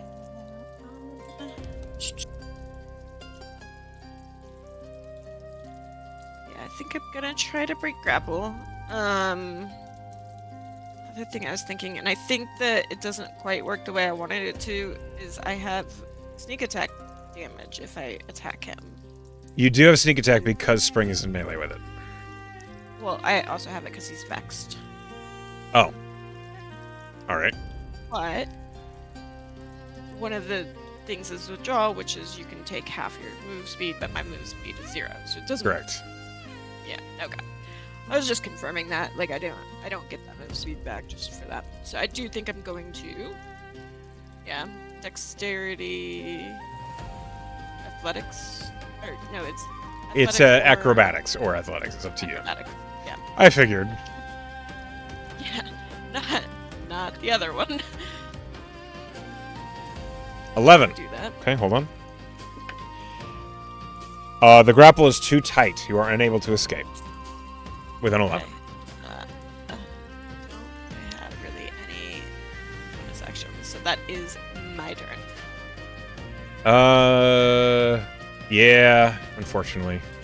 Yeah, all my bonus actions like rely on moving. Yeah. So, It is Nine's turn. Okay. Well.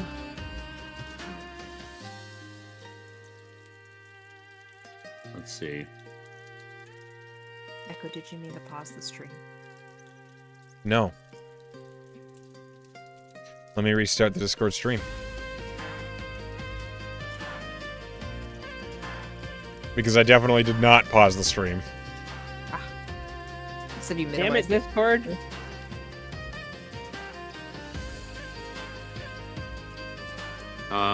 We're just gonna do action, call lightning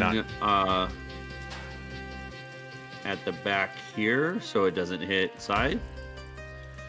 But just try to help out. So what are you doing? I'm sorry?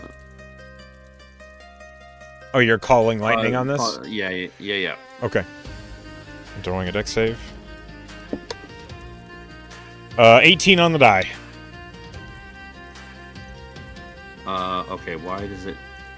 Okay, well, here's the template for... Whoa. That is distracting. Okay. Yeah, please delete it. But... It's 3d10. Just go ahead and roll 3d10. Yeah. Well, that was It takes a poor roll. 5 points of damage, which it appears to be vulnerable to. Oh. Okay. Well, and then he's going to move up a little bit. Okay. As you move up, you begin to see within this ruined shipwreck a giant fucking crab that is Oh, lashing about with Arya in its claw that you can barely see through the cracks in the boat. okay. Does Arya look messed up? Arya looks a little hurt. It's more the situation that's bad. Okay, gotcha. She's in a All right. giant crab's hand, and you can't see the floor or ground in there. Yeah. Well, his attention is on that now because that's a giant fucking crab. Yep. And that's my turn. Renata, Hey. you don't have dark vision. You can't see your shit going on in there. Oh, does she hear something? I mean, Arya has been profoundly quiet, so it's up I'm talking to about the crab raging. the in crab doesn't making hull. the crab's not making much noise. It broke through the hull. I mean, you heard wood break. You can glean from that what you like. What I'm saying is the crab isn't like roaring, and Arya. It's up to Arya if Arya's like screaming or calling for help. But Arya hasn't really done that ever. She is not, no. Yeah. Sure. Okay, well, at the very least, she's gonna make an effort to swim toward the noise. Yeah, you can do that. Yeah, two It's- actions going on here. She's trying to be. Yeah, you With her get healing. close enough that from the light shining from Dredger, you can see hidden in the shipwreck is this giant fucking crab. And it's like weirdly abyssal looking. There's this weird green moldish rot along the back of it. It's not a normal looking giant crab. Okay, I would like to huck a level 3 guiding bolt at it. Okay, it's illuminated, so you don't have disadvantage. Go ahead and roll that. I roll 11. I'm gonna reroll that. That's disappointing. I'm gonna use an inspo to reroll that. Go ahead. Roll better. 19 to hit. That hits. That's a lot better. Okay. Is that level 3? So.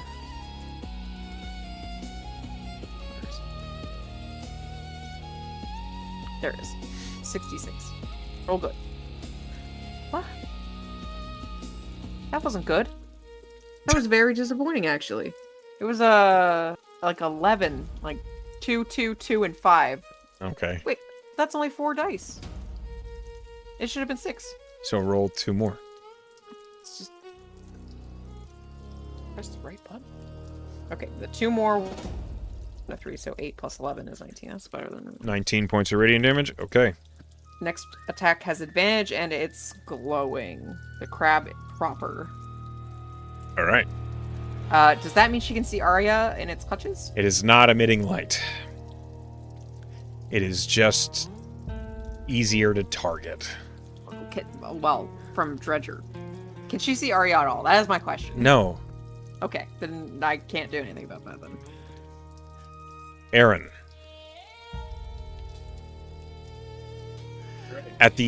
Hold on a minute. Aaron, you're first in the order. I'm going to ask you to roll me a d3. Oh man. What else comes out of the Something else portal? is Don't roll a coming 3. up.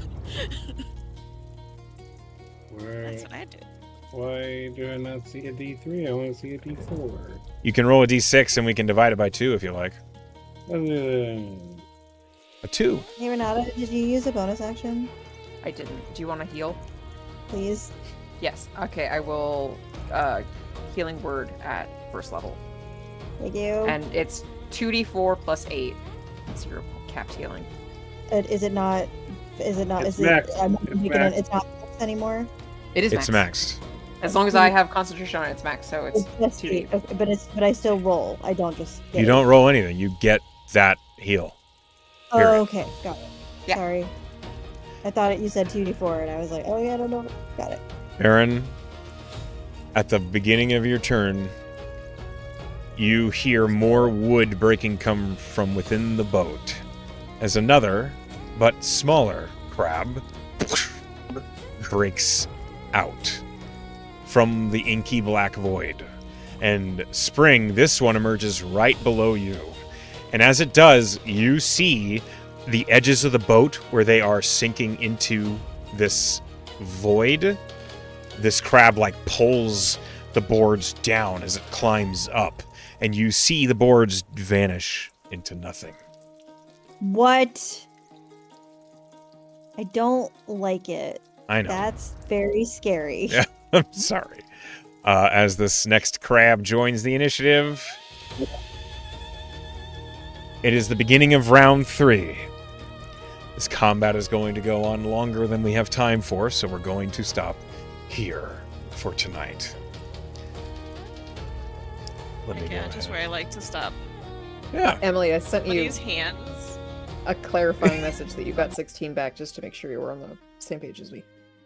Okay, got it. I think I did 14 instead, so I will add 2 more, which is great. I clearly need as much health as I possibly can get.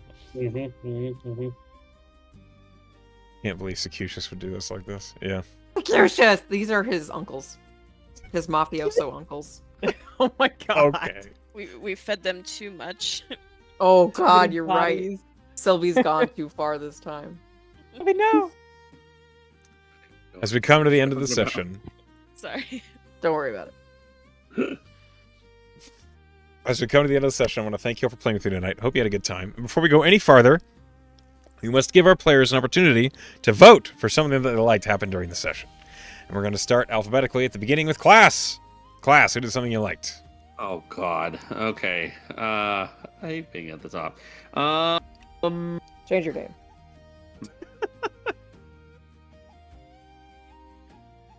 I'm gonna give it to Renata for for the why would you lie to a stranger?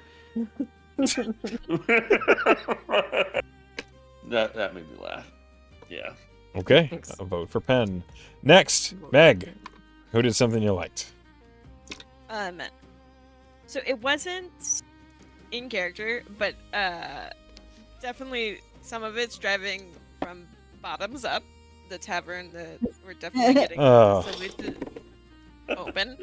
But I also enjoy just like I do enjoy the play of being a new person with like, I mean, this group didn't form that long ago, but there's already so much for Nine to catch up on, and he's like trying to like suss everything out, and like it's just really interesting to be part of him like finding his place and also figuring out his teammates. I enjoy it. So Class. Okay, a vote for Class. Thanks. Next, Remembered Orison. Building on that, I think the dynamic between Arya and Nines is cute, and like really organic, and I'm giving it to Meg for leaning into like full horse squirrel, like dragon, like trying to contain excitement about dragon ride mode. That was extremely cute, and I loved it. It was a really good side of Arya that we do not often see, and I'm so here for it. Okay, a vote for Meg.